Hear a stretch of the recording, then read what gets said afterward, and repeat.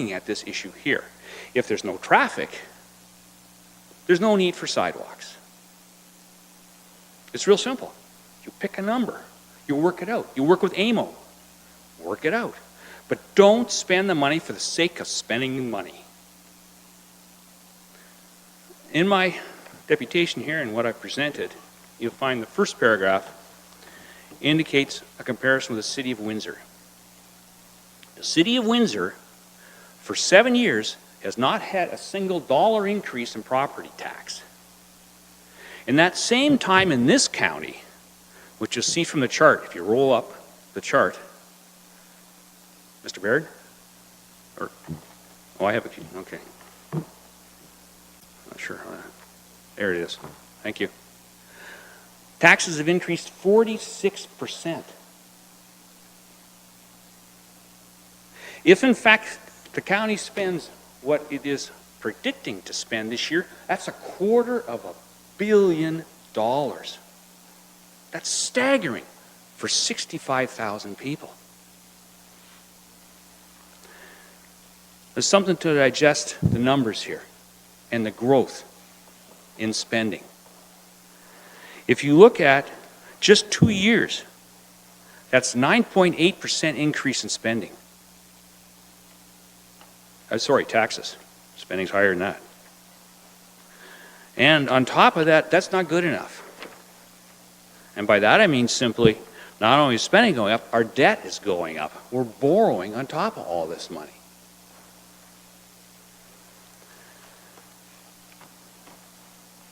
If you go down a little farther,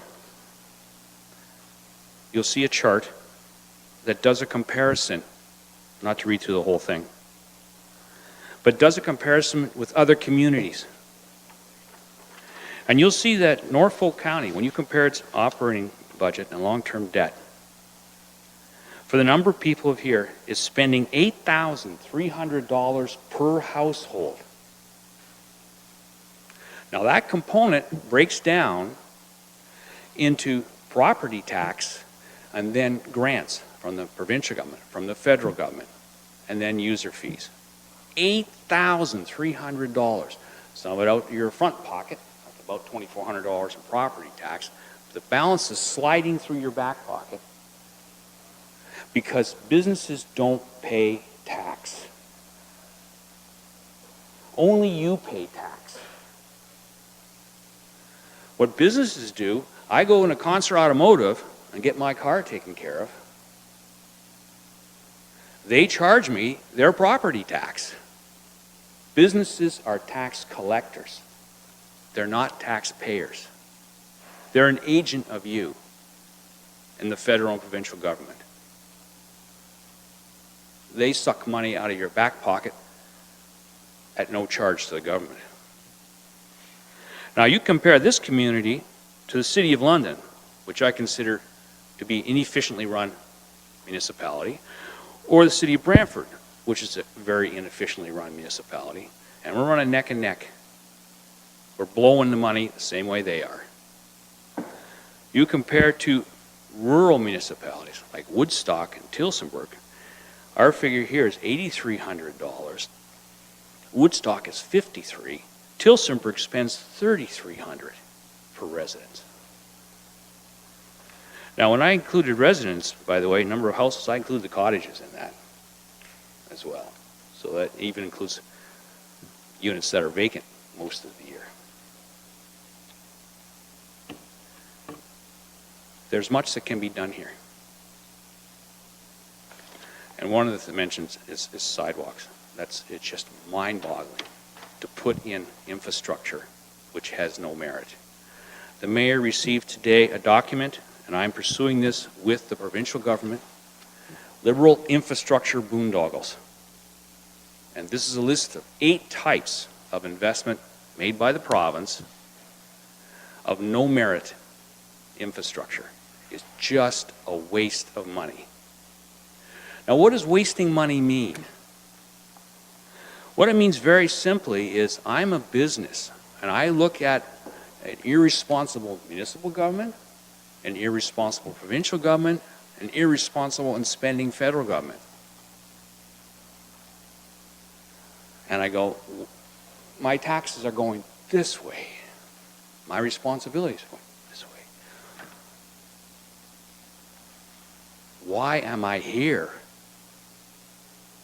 I'm part of the younger generation, which is losing jobs and questionable job prospects.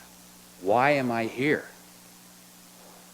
And many of that generation are saying, I'm not staying here. We can't afford to lose them. But that's the message you're sending them. You want a good life? You want a better life? Get out. Leave. That's where we are. So there's where the grab is going. But how about the tax base? Where are people's incomes going that you're taking? A study of the population was commissioned by the county and submitted in 2014. The document was titled Population Projection Study, Norfolk County, and was submitted by Hempson Consulting. The current population aged 55 and over is 30% higher than the provincial average. We're an area of seniors, and is expected to continue to climb, owing to the aging population trend with more deaths than births. Most of Norfolk's population growth will come from migration. Growth was well below the national average, with an increase of only 1% from 1996 to 2011. It's a somewhat higher rate was predicted over the next 15 years, but it's based on immigration, seniors coming in, and people buying in and then driving out. 1 minute left, sir.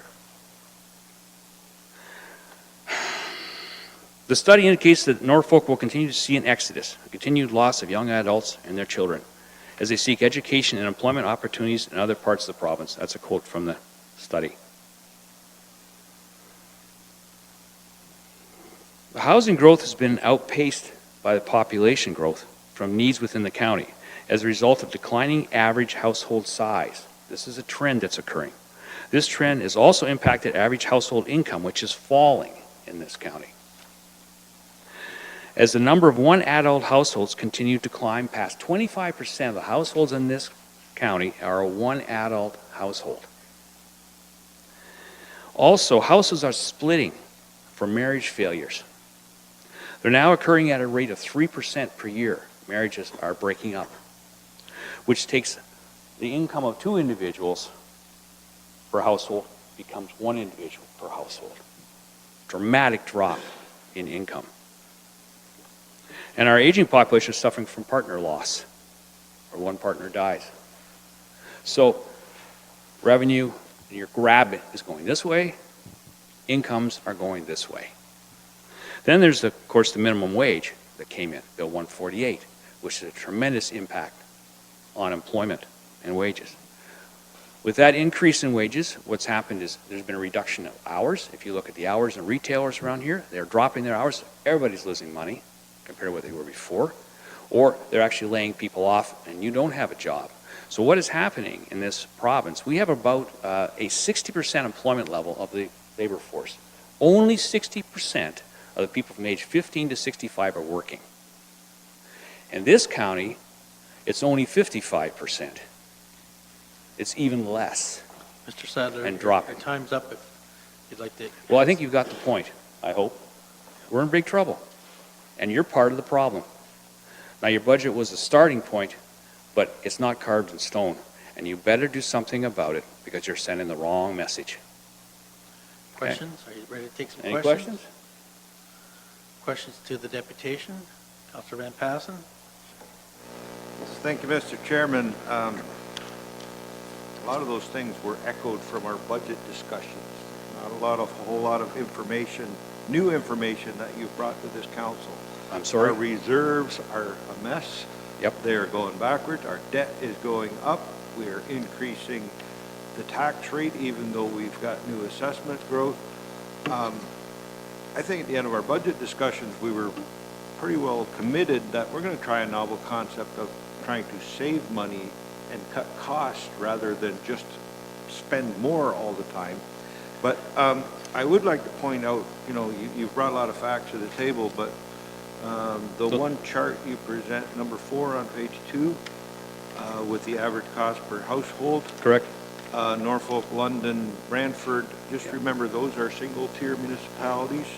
Woodstock, That's right. I Tillsonburg- avoided Kitchener-Waterloo, which is another but mess. Woodstock and Tillsonburg, there's 2 tiers, so there's also, like Tillsonburg, Oxford County also collects taxes. Yes, which there's pays for a lot of the social services. There's some, yep. So, if you're going to bring the facts. It need to be apples and apples. Yeah, I agree. so those two are not quite. But, It's a little bit off. But those numbers are scary, irregardless of the error in your calculation. So, thank you very much.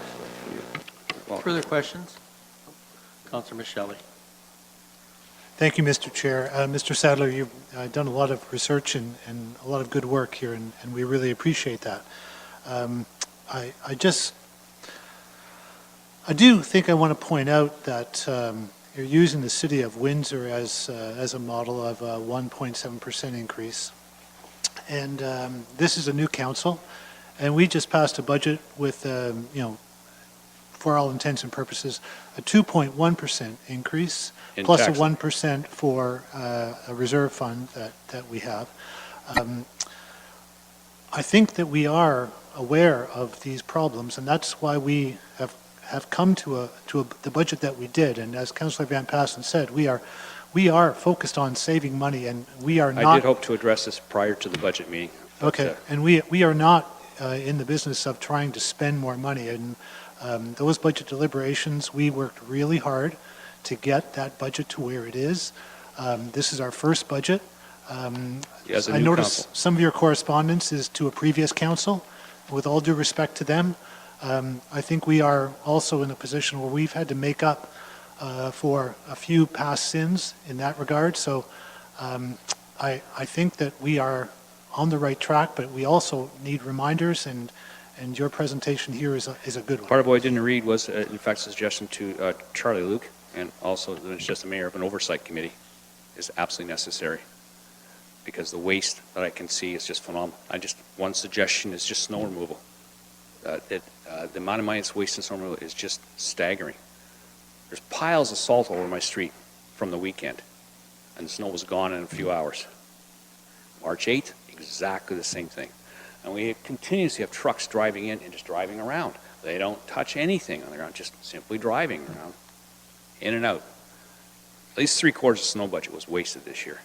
Just vehicles driving around. So there's much work that you can do. It's just not just numbers. You got to drill down and look at where the money's being spent and saying, is this right? And there is in Windsor an oversight committee, and they meet on a monthly basis, and they look at accounting variances that are occurring from the budget, and so forth. So yeah, you got a lot cut out for you. But the fact of the matter is, the clock is ticking. And I'm from Waterford, and we just lost our last manufacturer. And it's symbolic of what's going on right across the province. SC Johnson bought them. They're an American company. They looked at Bill 148 and said, this is craziness. We're shutting you down. We'll move what we can to Brantford. We're shutting it down. We're moving it back to the States because we can bring it in from the States for a whole lot less money. And that is the message that governments of all 3 levels, in fact, are sending. In this province, there's 1.4 million government employees. That's nonsense. There's where your problem is. In a Councillor nutshell. Martin, then Taylor.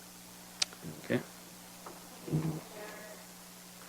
Thank you, Mr. Chair. I wanted to just echo some of Councillor Michelle's and Councillor Van Passen's comments that we are a new council, and I will read this in full when I get home, as I'm sure there are many great suggestions in here. But the beautiful thing about being a new council is I have a lot of questions. We all have a lot of questions, and we do ask those questions of our staff. And we've discussed efficiencies in snow removal. There's a report coming back to council. We've discussed efficiencies in garbage and waste management. There's a report coming back, and so although there probably are quite a bit of improvements with things like snow removal, want to take this opportunity to give the Public Works team in Port Dover anyways a shout out for this winter. They've done a great job.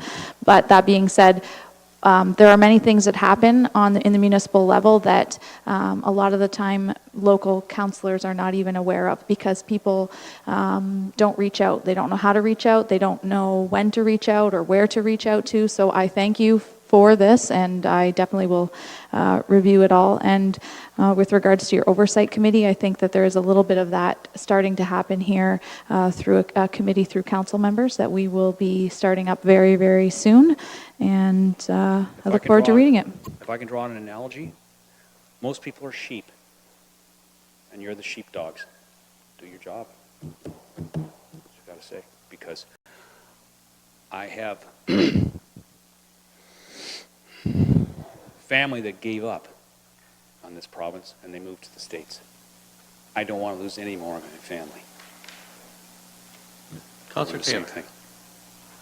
Thank you, Chair Columbus, and thank you for the deputation. I do want to echo many of the comments that Councillor Martin made. There's a lot of stuff that's in here is being worked on. I do really want to go home and give this a thorough read. And again, I just do want to echo that I personally think our snow removal team did a great job this winter, and I don't think I have 6 houses on our street and we have a ton of salt, I would say, was spread. Just hand that back to the chair now. That's another subject altogether. The amount of salt law allowed in drinking water is 40 milligrams per liter. The University of Toronto is studying the rivers coming out of Toronto, the Humber. The Humber River this time of year has 3,500 milligrams of salt in it, equivalent to the ocean. There's something wrong with putting a ton of salt on a cul-de-sac. Councillor Martin again. Thank you, Mr. Chair. If I may just reiterate, you are being heard, and I think that there is room for improvement on many of our services, and the good thing about new council is we are actively trying to investigate those. So thank you for this. You have been heard. I'll help you wherever I can. Mr. Sadler, And the thank you for website, coming forward. sadlerpost.com, has the boondoggle commentary on it as well. Thank you for coming forward to the podium and sharing your Thank you for your concerns. time. And I'll need a mover and a seconder to receive the deputation as information. Councillor Michelli and Councillor Ravitz, that we receive the deputation of Mr. Ron Sadler as information regarding property taxes in Norfolk County. Those in favor? That's carried. Thank you. And now I invite Tamara Smith to the podium to speak to the deputation respecting backyard chickens.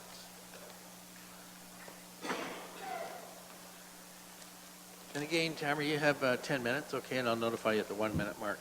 Okay, I don't think I'll take the full 10 minutes, but let's see what I can do here.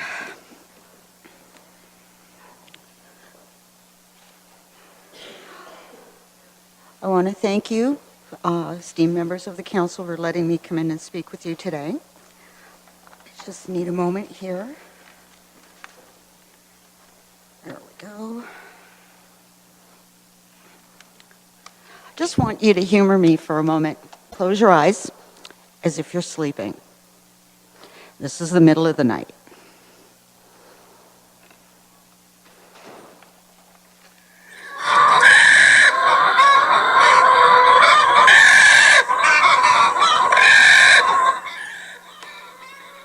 Your neighbor's chickens are being attacked by a coyote. They are now waking you up. It's 3:30 in the morning. You're wide awake. You've got a wild, hungry coyote hanging out in your backyard because your neighbors have chickens. Chickens draw predators. We've had coyotes, the Walmart parking lot, Oakwood Cemetery, downtown Port Dover. The last thing I want is to go out to my garbage bin early in the morning and encounter a hungry coyote or a raccoon or a skunk. We have them in the neighborhood now. They're attracted to chickens and their eggs. Unlike Toronto, where to get to a rural area takes approximately an hour to drive, here in Simcoe, it's a 5-minute drive in any direction. And you're in the country. Fresh eggs, sold on the side of the road. I've heard on the news, that you plan to license those who raise chickens. So who is going to enforce and regulate the rules? Another cost to taxpayers.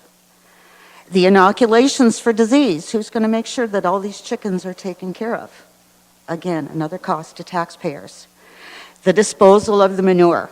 Imagine it's a hot summer day like we had last year and your neighbor's got piles of manure in their backyard. The stench when you're trying to enjoy a barbecue in your backyard. That's a cost that I, as a taxpayer, don't want to pay. Because I may live in an apartment building, but my landlord will raise the rent to cover the taxes for something that isn't necessary in our community. People don't pick up after their dogs. And we're going to trust these same people to clean up the manure and dispose of it properly so that it's not polluting. So where does it end? You allow chickens. Okay? Someone wants to have a goat or a pig. Once that's approved, someone's going to want a cow. On and on and on. Livestock belongs on a farm, which is 5 minutes away from here, not in a residential neighborhood. So please, Mayor and the councilors, stop it here. No livestock within town limits. We don't need it. I thank you for your time. Okay, thank you very much. Okay, questions to Ms. Smith about backyard chickens? Councilor Martin to start. Thank you, Mr. Chair. I don't have a question per se, as maybe just a point of clarification as our report sits currently. The hens would have a coop for them to stay in, so I would hope that would protect them. And additionally, I plan to speak on this a little bit later, but I would rather just communicate this with you right now. There is an interesting report on Municipal World magazine just put out last night about another municipal council that is in the same boat right now as Norfolk County. And they had gone as far to do, although I think that your recording was very good. They went as far to do some studies on the noise of hens, and the sound of a laying hen is about 67 decibels for roughly 5 minutes, and only during the day, the sound of a barking dog can be 100 decibels at any time, day or night. So I would just like to put that out there and give some perspective to your... And I do understand. I am annoyed by the barking dogs. My neighbors seem to let their dogs out and they just bark at every bird in the tree, and it goes on and on and on. I grew up in Dunville. My dad had chickens and ducks and geese and goats, all of that. And the only time the chickens really made a lot of noise is when they were threatened. We've got coyotes in Oakwood Cemetery. I live on Norfolk Street South. That's a short little trot for them to get the chickens. Actually, there a couple summers ago, my neighbors did have chickens. Neighbors on Owen Street had chickens, and those things squawked constantly. I don't know whether it was somebody out there with a stick tormenting them or their pet dog, but I called police numerous times because it's a noise violation. I understand the noise level, but like me, I'm on disability. I have sleeping issues as it is. I nap in the afternoon, and then I've got squawking chickens. It's not helpful. And I don't think they belong in town. That's all. And I just wanted to make sure that you got both sides of the coin when you make a decision to go ahead. I thank you for your time. Well, we've got more questions, ma'am. Oh. We Okay. have the mayor's going to speak. There's a question. Thanks for coming today. I think just, one point I want to make, you're talking about people not picking up after their dogs on the street when they take them out for a walk. The dogs are 100 decibels versus 67. Maybe it would be better if people, instead of getting a dog, got a chicken instead as a pet, because perhaps it might be less intrusive than the neighbor with the barking dog that isn't looked up. But again, what are they going to do with the manure? I mean, being where we were kind of on the outside of Dunville, my dad had a place where he could pile it up and it didn't bother anybody. I'm in an apartment building, and if my neighbors have chickens and they pile it up in their backyard, if it's hot and humid like last summer, I'm not going to be able to go out and sit in my balcony. I'm not going to be able to have my windows open because the stench will make me ill. Where do people put their dog manure? In a little plastic bag and put it in the garbage that goes to the municipal at the corner. But you've got half a dozen chickens in a coop and you clean that out. Or, 4. Okay, you're 4. But still, you clean that out. That's going to go to a recycling plant or out to the landfill? Or are people just going to get lazy and pile it up in their as a compost? Well, I would think arguably those same people would also want to enjoy their backyard. And so I would argue that they would be disposing of their manure because they too would want to sit outside and enjoy outside. I don't think they just want chickens in the backyard and never to go outside again. Okay. Is that going to be part of the licensing that you've got arranged? Like I heard it on the news this morning that you're looking at there's 3 or 4 different stages you're looking at, like proper yard size, proper coop size. But see, there's also the diseases. There's the inoculations and the getting rid of the refuse from the birds. Is all that part of it? And is that going to stress out the bylaw officers in getting this all enforced? Through you, Mr. Chair.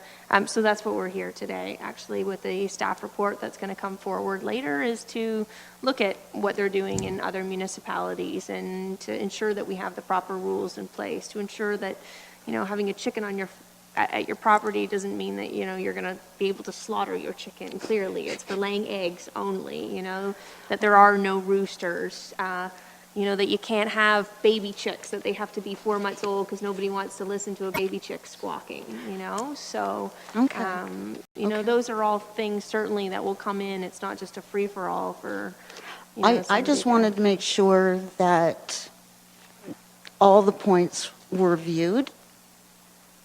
Oh, thanks. So that you can do an educated decision. And I do thank you for your time, sir. Any more I think questions? we may have more questions.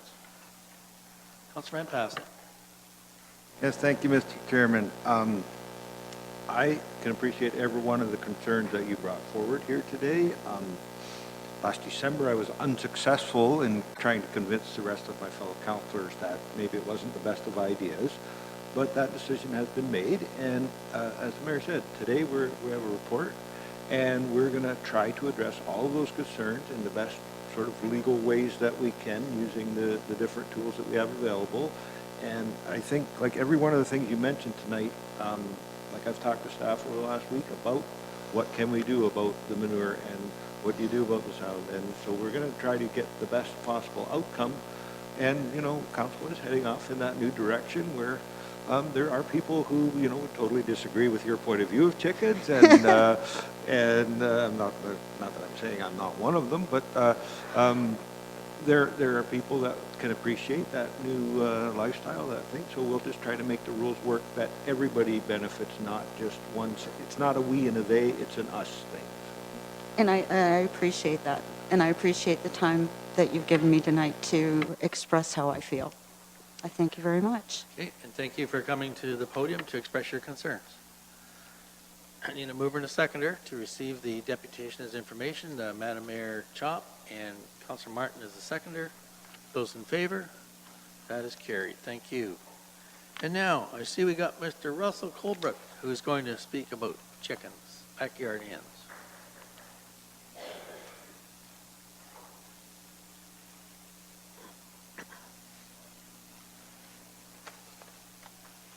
You have 10 minutes, sir. Thank you very much. I think one should do 9 minutes of bad chicken jokes after. Good afternoon, all. I'm Russell Colbrook. I live in the former village of Renton. Our property is about 1 acre with plenty of wildlife: birds, squirrels, chipmunks, rabbits, and more. No, not you. We feed them all on a regular basis, just for the pleasure of it. I would like to have some chickens to look after too, for the pleasure of it, and have some fresh eggs. Please say yes to chickens. Thank you. Questions to Mr. Colbrook? No? Okay. No, I guess we don't have any questions, sir. You're off easy. Yeah, So, well, I made it short for you. You may take a seat. Thank you. And if I could have a mover and a seconder to receive the deputation, Mr. Russell Colbrook, Councillor Rabbits, and Councillor Geisens. Those in favor? That too is carried. Now we're going to deal with the report. Page 13.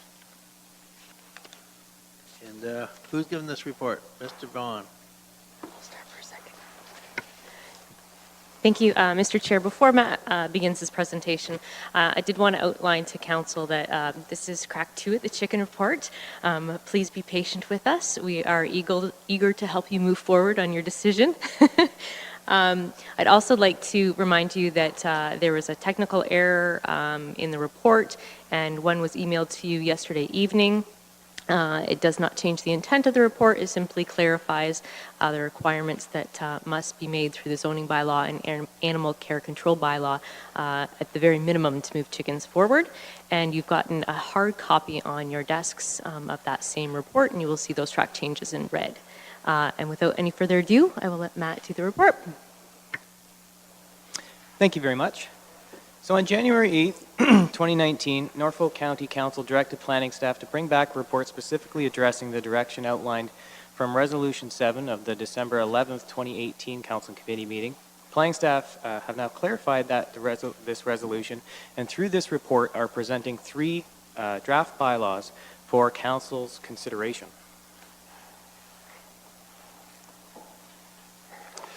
So I guess the first thing to address is if Norfolk County Council wanted to have backyard hens in Norfolk County, the first thing that would need to happen first and foremost is that the Norfolk County zoning bylaw would need to be amended. Specifically, there are some things in the bylaw that would need to be amended. For instance, there's a definition of livestock that would need to be amended. There's a general provision in our general regulations that would need to be amended. We would also need to permit backyard hens in the urban, hamlet, and agricultural zones. And there would also need to be a minor amendment to the Norfolk County Animal Care and Control Bylaw. So that would establish the backyard hen use in the county. It would do so without a whole lot of criteria or regulation about the keeping of hens. The next thing that staff are presenting to council are 3 different options for how you can regulate the keeping of hens.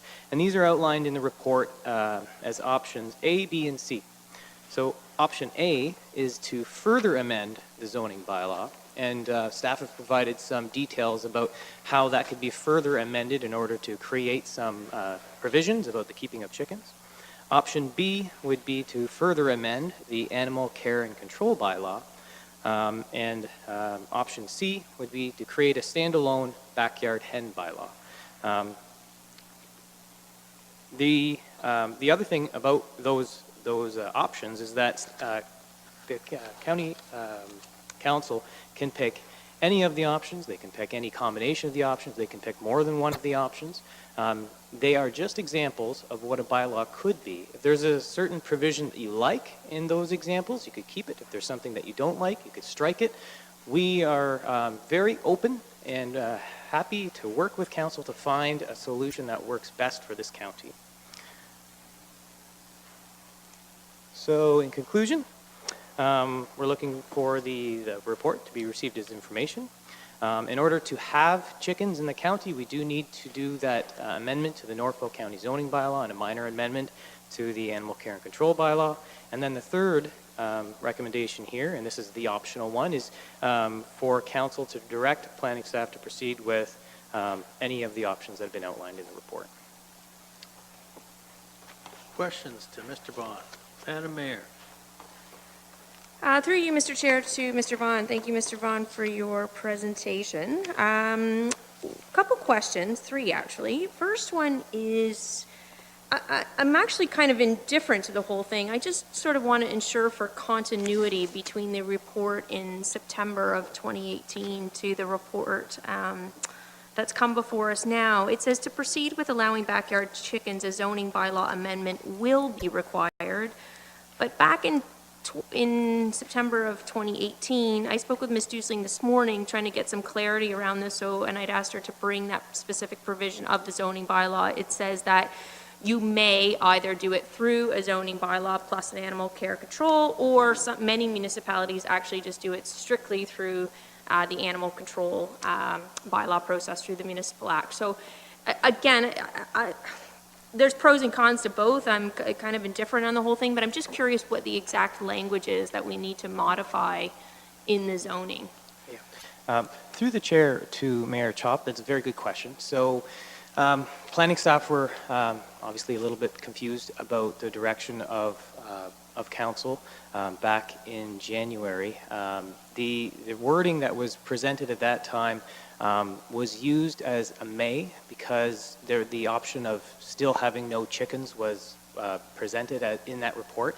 If that option is not an option anymore, so if we are going to have chickens, we need to amend the Norfolk County zoning bylaw and also the animal care and control bylaw. And the reason being is just presently backyard hens are not permitted in other than in agricultural areas on farms, because they are considered livestock. So we would just need to exempt backyard chickens from the definition of livestock, and then create a policy framework that would allow them to be permitted in the urban, hamlet, and agricultural zones. So just to clarify through you, Mr. Chair, so you're saying that when you made the suggestion back in 2018 of using strictly the municipal act, that was to create a new bylaw to prevent chickens? Sorry, through the chair, I'm not really sure of the question. Well, I guess I'm kind of confused. You said back then you still thought the reason you had the one or the other, or possibly both, was because that council was still considering sort of not moving forward with the chickens. Right. So the suggestion then is the municipal act would have been to prevent the chickens? No, through the chair, the municipal act would just be another level of regulation that you could use to create criteria for the keeping of hens. So one way or another, if you would like to have backyard hens in Norfolk County, today we just need to amend the Norfolk County zoning bylaw and have a minor amendment to the animal care and control bylaw. And then if council so wishes to also impose some regulations, they can do that through choosing any combination of options A through C. Okay. Sorry, through you, Mr. Chair. Sorry, I don't mean to belabor the point. I just was curious if I even contacted Ms. Dusling this morning just to give her a heads up that I was going to want this information. I was just curious for the actual language within the zoning bylaw that needed to be changed. Through the chair, I can provide the reasoning why the Norfolk County zoning bylaw needs to be changed. So we can start with the definition of livestock. So as planners, we like our definitions. So if we start with the definition of livestock, it includes the word poultry. So in livestock is permitted on a farm. A farm is not permitted in any of our zones, with the exception of our development zone, our agricultural zone. So the first step would be to amend the livestock definition to exempt backyard hens from the livestock definition.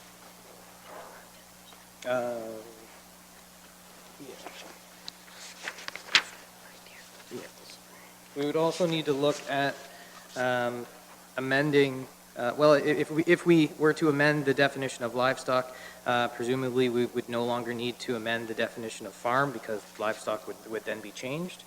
And then if we go to our general provisions, there is currently a general provision, section 3.17, and it speaks to that livestock shall be permitted to be kept in any zone with the exception of the agricultural zone, and it goes on about parcel size and that sort of thing.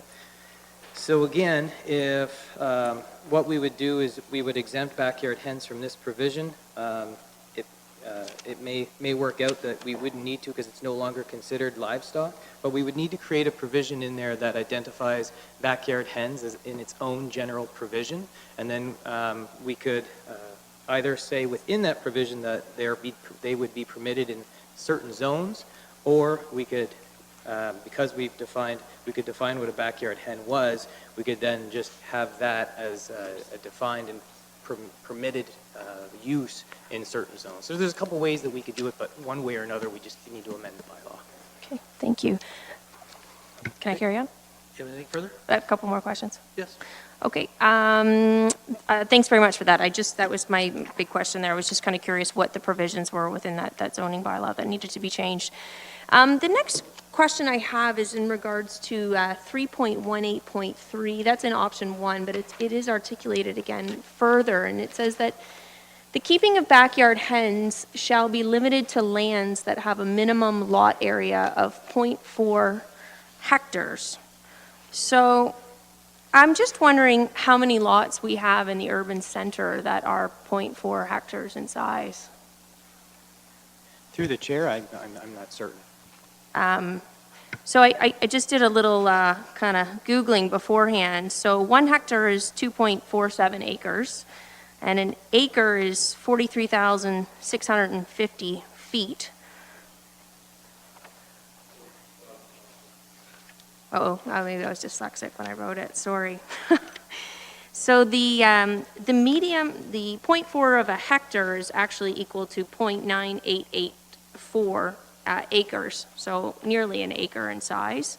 So if we take that acre and we're 43,560 square feet, the median lot size for a single-family detached home is actually 8,600 square feet.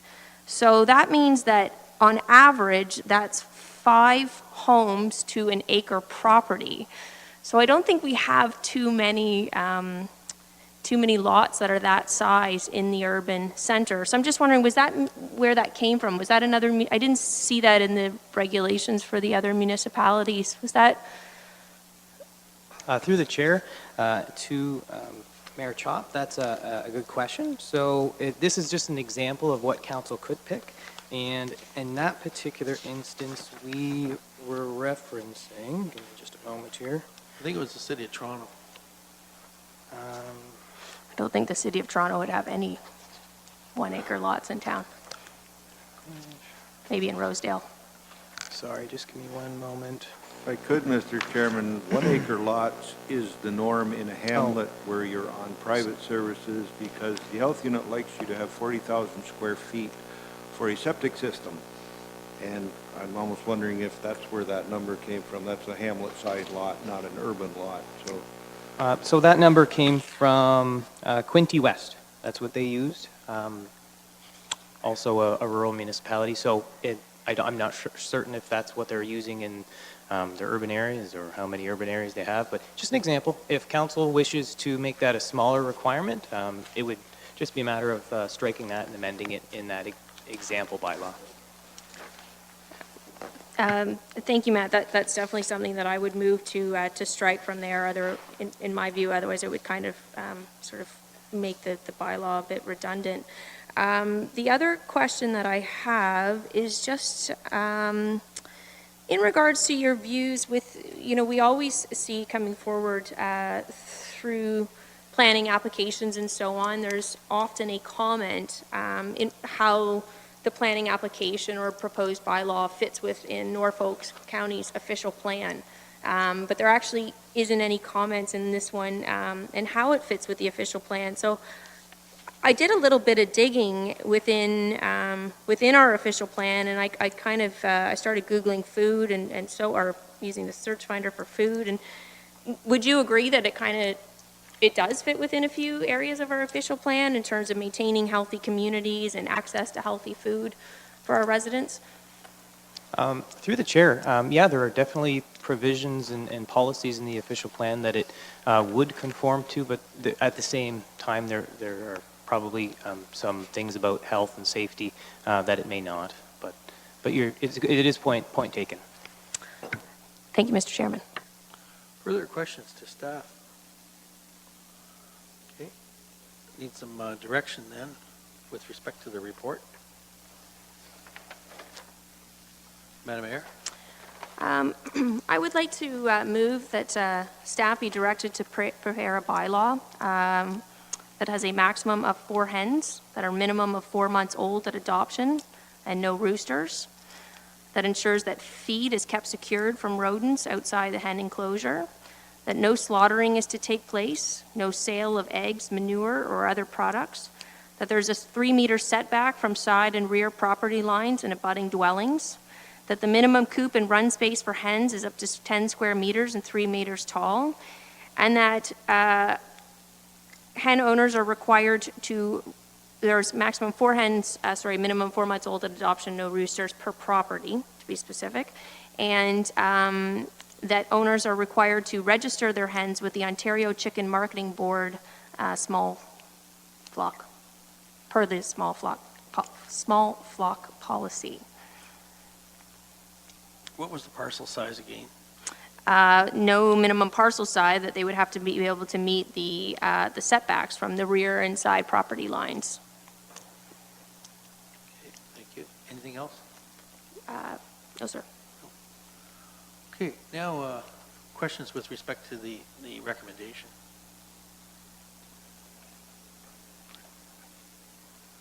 Okay, I'm going to ask Councillor Taylor, or can I go to staff first? Anything to add? Just staff, do you have anything to add with respect to the mayor's recommendation? Through the chair to Mayor Chop. We didn't get all of that, so I'm hopeful that the clerk will get those details. The only one that I have a question about, they all seemed reasonable as you were outlining, that's something that we could draft in a zoning bylaw. But the only one I'm not sure about is the registered hens for small flocks. I'm not sure if we can identify that in our zoning bylaw, because I don't think that's something that we have control of as a municipality. That I'd want to look into a little bit further.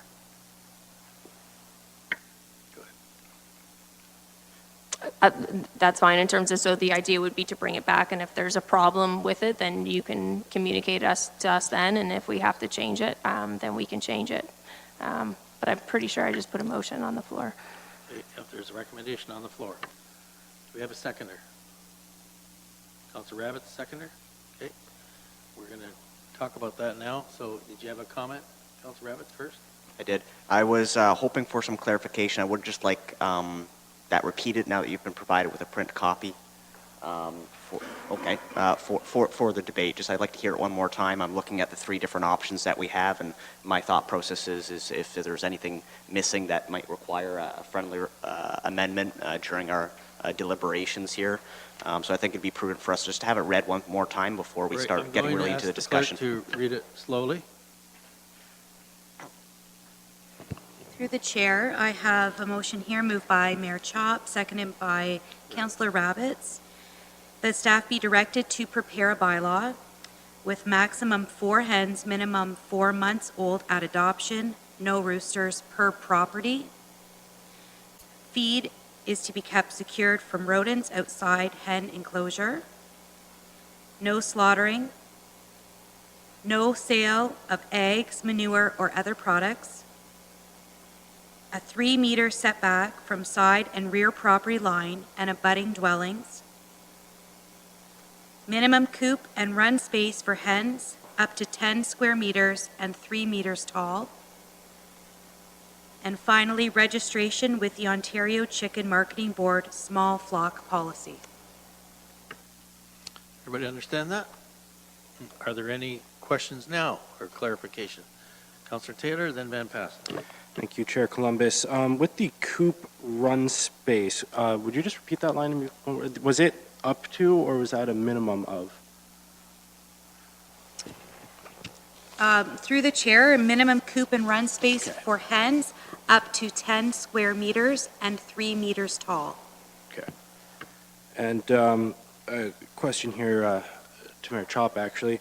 With the Ontario Small Flock Registry, they wouldn't have any reason to have to report anything to the municipality, or would they do they work with municipalities? So the idea, through you, Mr. Chairman, to Councillor Taylor, with the registration is, it's not meant to be a revenue-generating source for Norfolk County or so on. It's that in the event of some sort of outbreak or so on, that we are able to identify where all of the hens are at. And so, in speaking with Councillor Van Passen and his knowledge of the agricultural policies that apply in this area, you are required to register your hens, so they would have that information. So it just saves, otherwise technically a person is supposed to register with the government and then also register with Norfolk County. But if we're able to, say, take out the layer of kind of additional layer of bureaucracy here and say, well, if they're registering with the government, of course, if there's an outbreak or something, the government will provide that list to Norfolk County. My only response there would be through you, Chair, if that's would be just for our own bylaws' sake to have that list held municipally as well. There could be some benefit there, and I could see that just for complaints and whatnot, so we can keep track of where the coops are. Just to answer that, well, as soon as somebody makes a complaint, we're going to know where it is, right? And so if if there haven't been any complaints, then there's no reason to necessarily, I mean, we've talked about the dog tags and how that's not working here either, and how many dogs in Norfolk County aren't in fact registered because it's become difficult for people to do so. So now we have to, account for a staff member to be registering the chickens and so on. Again, if they have hens, we know they have to comply with the bylaw. If somebody has a complaint, they will come forward. We will know where that hen that has the problem is located.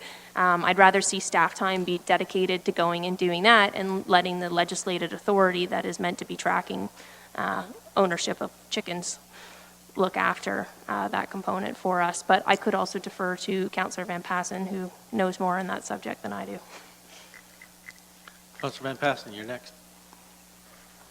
Thank you, Mr. Chairman.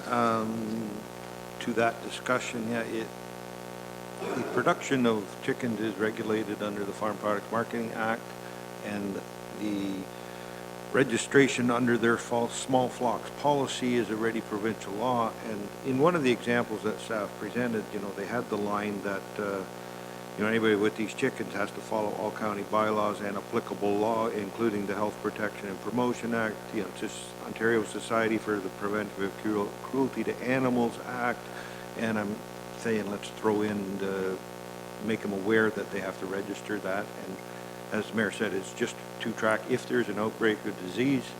They want to know if there's other chicken flocks around, and it's something you're supposed to do. We're just going to make people aware of that, right?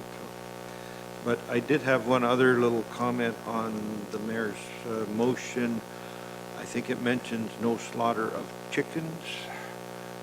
Is the intent that there's no slaughter on site, like you would be able to take it to a licensed abattoir and have your chickens dealt with under those circumstances, right? That you're not saying you have to keep them forever, right? I'll let you decide that one. And I also read in some of the drafts that staff presented about the disposal of manure, to make sure that that is looked after properly, as one of our delegations or deputations had said today, that can we add that in as part of the... I'll gladly support that amendment. Can you just repeat that, Councillor Van Passen, so the clerk can grasp? Just that the manure is disposed of properly. I think, again, there were some examples in those potential things that staff presented. And, with so much you could keep on site, and the rest has to be disposed of properly. Like, you're not supposed to put that in a garbage bag and set it out in the end of the street on Monday morning when it's garbage pickup day, right? Councillor Martin. Thank you, Mr. Chair. Through my research, I also have, as we've heard, one of the concerns is coyotes in neighborhoods. Other municipalities have included in their bylaws, so I would look to Mayor Chop for a friendly amendment to include that coops are closed on all sides with sides buried, if at all possible. Are you okay with that friendly amendment? Absolutely. Okay, can you add that? The idea behind that is it makes it harder for rodents or anything to get in there. That coops are enclosed on all sides, right? and buried.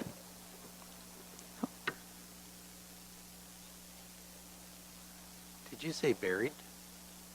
Yes, sir, but we are having a side conversation about higher up. Yes, I read something that coops were closed on all sides and buried, but I would maybe, Buried below the ground? how about that, enclosed on all 6 sides and not buried, if the coop is higher up. Okay. And not buried. Okay. If Let's thank you, clarify Mr. that. Chair. This is Mayor Chop's motion, so I'll throw this out there and I'll allow her to clean it up. What I researched included details on burying it if the coop was on the ground, so it is closed on all sides and additionally buried. If an individual so chooses to have a raised coop, then it would be closed on all 6 sides, top and bottom, not buried. Okay. I don't understand it, but anyway. Councillor Geisens, and then Councillor Michelle. Thank you. What I'm hearing, and maybe I'm not understanding it very well, but you're talking at 6 sides, and I agree with that. Well, will the chickens get a chance to run out in a coop and see some daylight? They like doing grass and everything like that. I mean, you're going to put them basically in a prison, a prison. I'll get it right yet. So anyway, so theoretically, you need to have something that will let them out.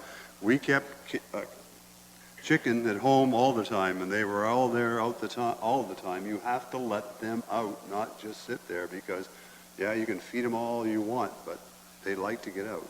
I don't think the motion calls for a hen run, right?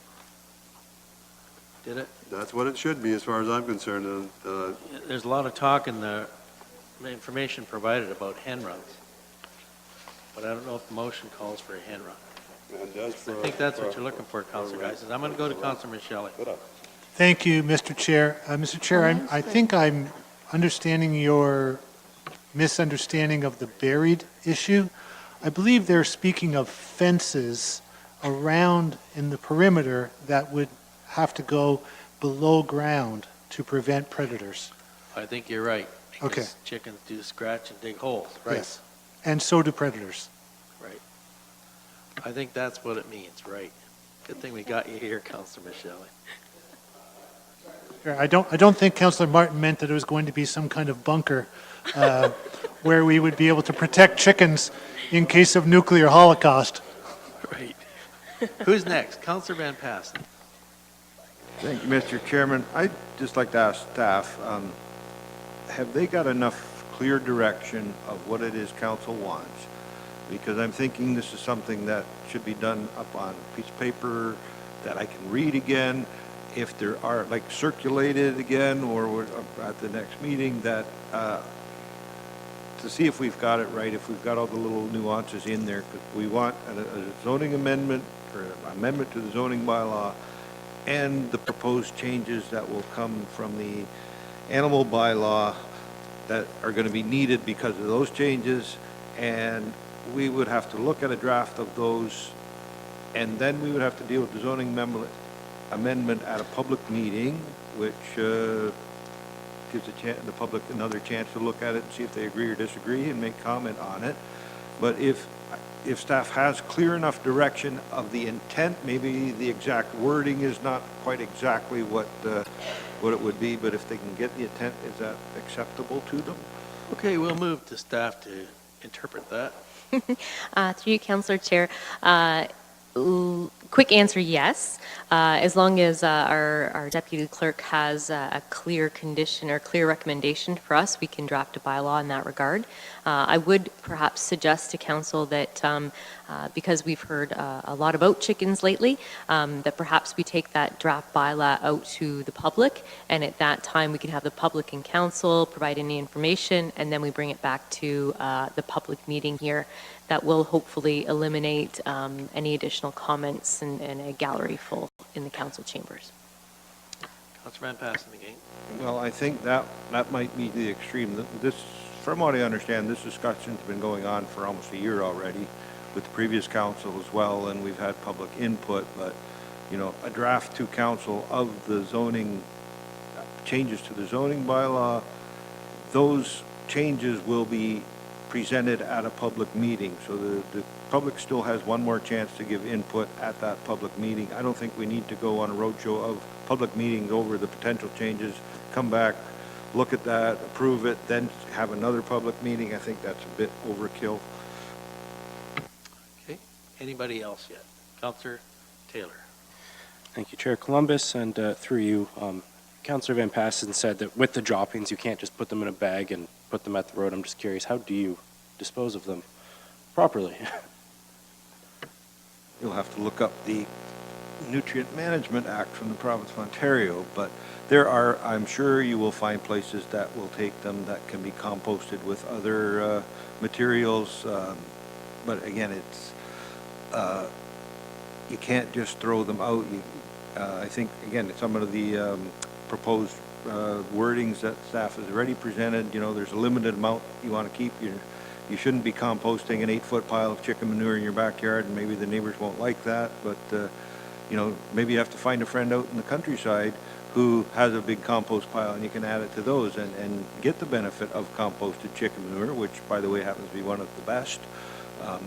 We pay good money for things like that, but you have to find a way. You can't just, you know, throw it in the bins in downtown Simcoe and expect our county staff to pick them up every week or every day and then throw it in the landfill. That's not acceptable in my mind. So. Well, I grew up with chickens, and I'll tell you, there's a time when they quit laying eggs, and then you have to do something with chicken. Now, what we did, my grandmother did, was throw them in the soup pot. So, Councillor Michele. Thank you, Mr. Chair. Through you to staff, and I'll just start with Ms. Dusling, but I think maybe this will maybe be better for Mr. Enslin. Do you see any unique problems connected to this motion with regard to enforcing any bylaws connected to chickens? Through you, Mr. Chair. There's always challenges, but I think, you know, as was mentioned earlier, there will be complaint driven. So we'll need to get the complaint first. Our staff are not resourced to go out and drive the neighborhood and see if there's, you know, a violation. So they'll wait for the complaint to be received. We'll investigate the provisions of the regulations, you know, the setbacks of the coop and the runs, and if somebody's disposing of manure in the garbage on a regular basis, we'll get a complaint.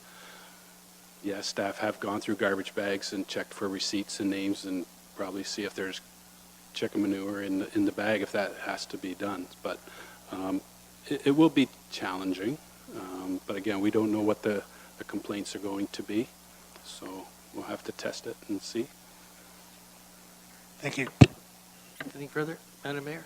Through you, Mr. Chair, since we're fortunate to have Mr. Enslin here this evening, do you recall any bylaw complaints when we had the pilot project that was on?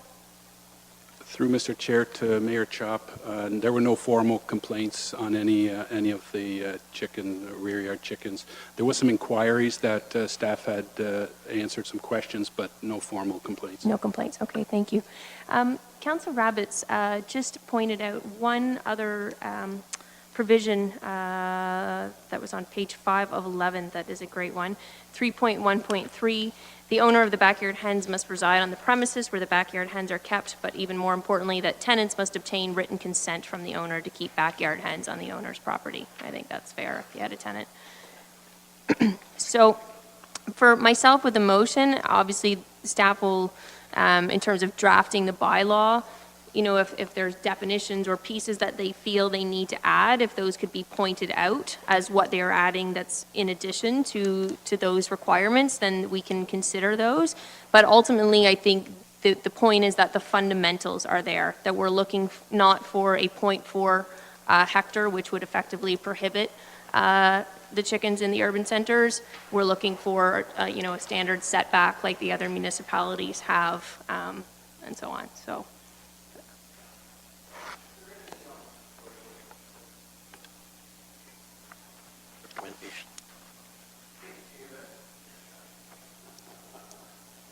Okay, so here's, I think we've got it captured, that staff be directed to prepare a bylaw with the following provisions. maximum 4 hens, minimum 4 months old at adoption, no roosters per property. That feed is kept secured from rodents outside hen enclosure. That there is no slaughtering on site. There is no sale of eggs, manure, or other products. A 3-meter setback from side and rear property line and abutting dwellings. Minimum coop and run space for hens, up to 10 square meters and 3 meters tall. Registration with the Ontario Chicken Marketing Board small flock policy. That manure is to be disposed of properly. Coops be enclosed on all 6 sides if not buried. And finally, that the owner of the backyard hens must reside on the premises where the backyard hens are kept. Tenants must obtain written consent from the owner to keep backyard hens on the owner's property.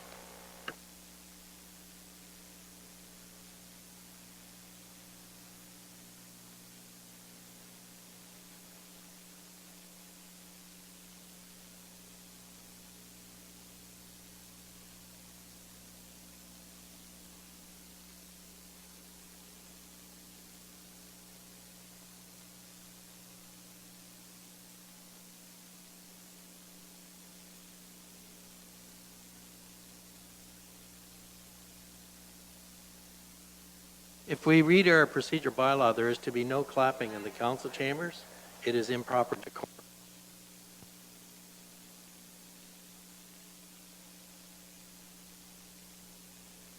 It was just meant more as a light-hearted joke after all the chicken.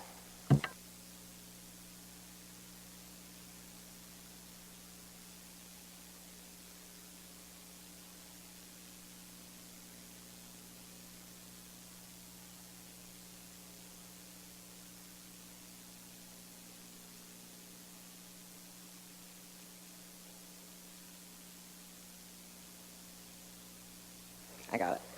Good. I'll talk fast.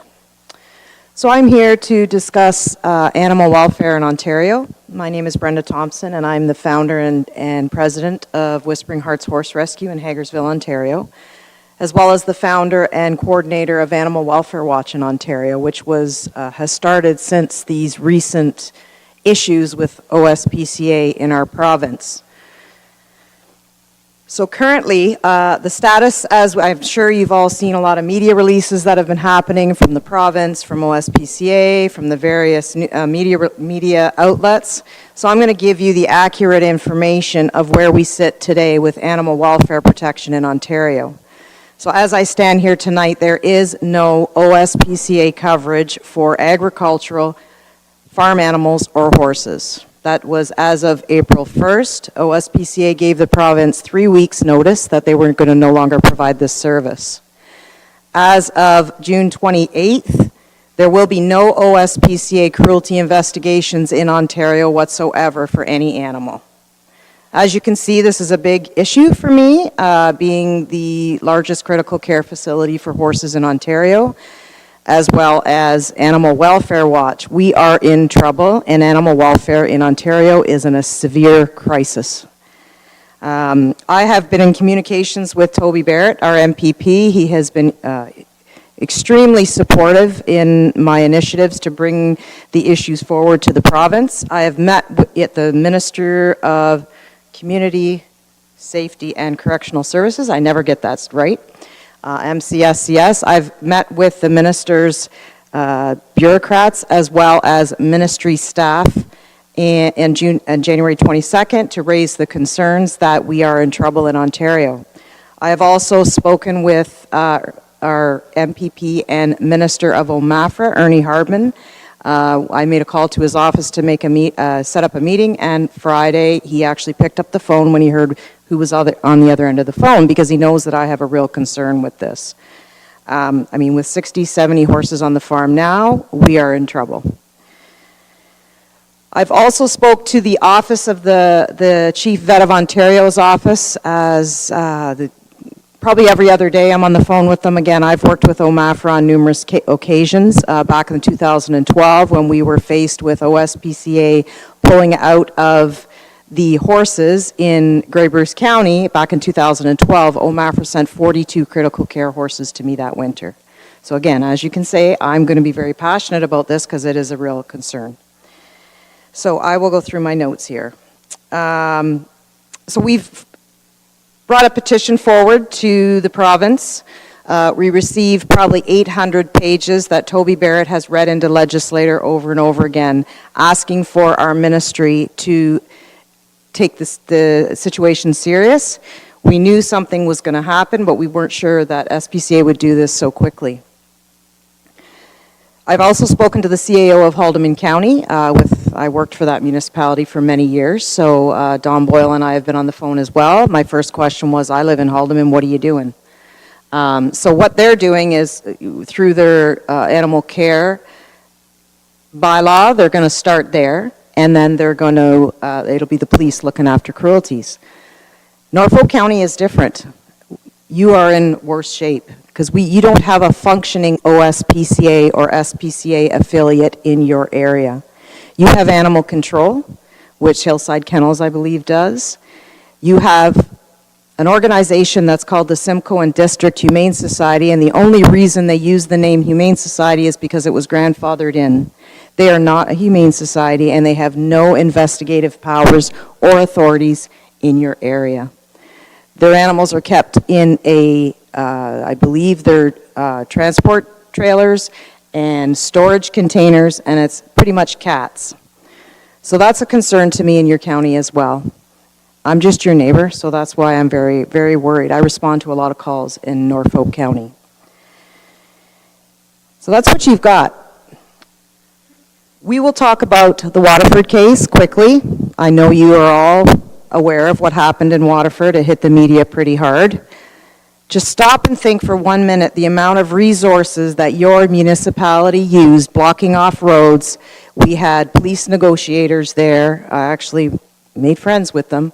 The cruisers, it just blew my mind, the amount of resources, because OSPCA would not show up. That was the problem. Police had no authority at that time, because as it reads in the OSPCA Act, if OSPCA are covering that area, they have the jurisdiction to enforce the law, the provincial law. Only if the only time a police can step in is if they are not in that area, then the police have the jurisdiction. Those are the only two organizations that have jurisdiction under the OSPCA Act. I know the Act like the back of my hand. So we're in trouble, because now we have OSPCA pulling out of livestock. The only police people that can do it are the police. And I've yet to see a police officer understand the animal care that it takes for all species.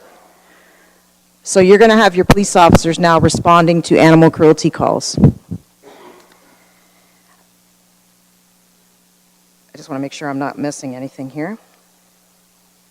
So the cruelty process, I'll go quickly. So what happens with the so you've got your municipal bylaw, you know that as well with your animals.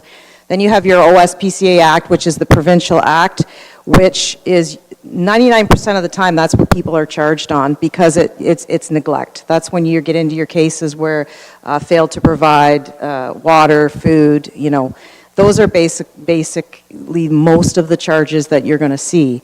Then you have your criminal code. Your criminal code, you need to prove intent.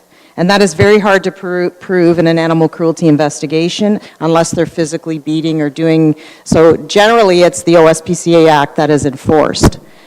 Officers respond to the complaint. They go to the farm. They generally issue orders. I respond to a complaint. I see an emaciated horse, not me myself, but an OSPCA officer. You see an emaciated horse. You immediately ask for a vet. The professionals are the veterinarians, so then you would issue an order for a vet to examine the animal. They are the professionals. An investigator can't go out and say that horse is sick, you have to do this. It has to be a trained professional in the eyes of the courts, which would be a veterinarian. Once the veterinarian gives orders for that animal, then people that own the animal have to comply.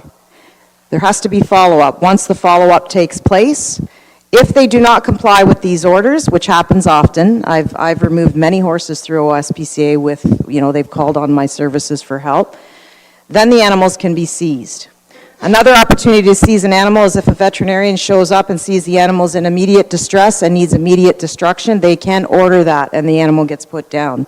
A police officer, an OSPCA agent cannot order the destruction of an animal. It has to be through, again, your professional that's identified in the courts. A lot of people don't understand that.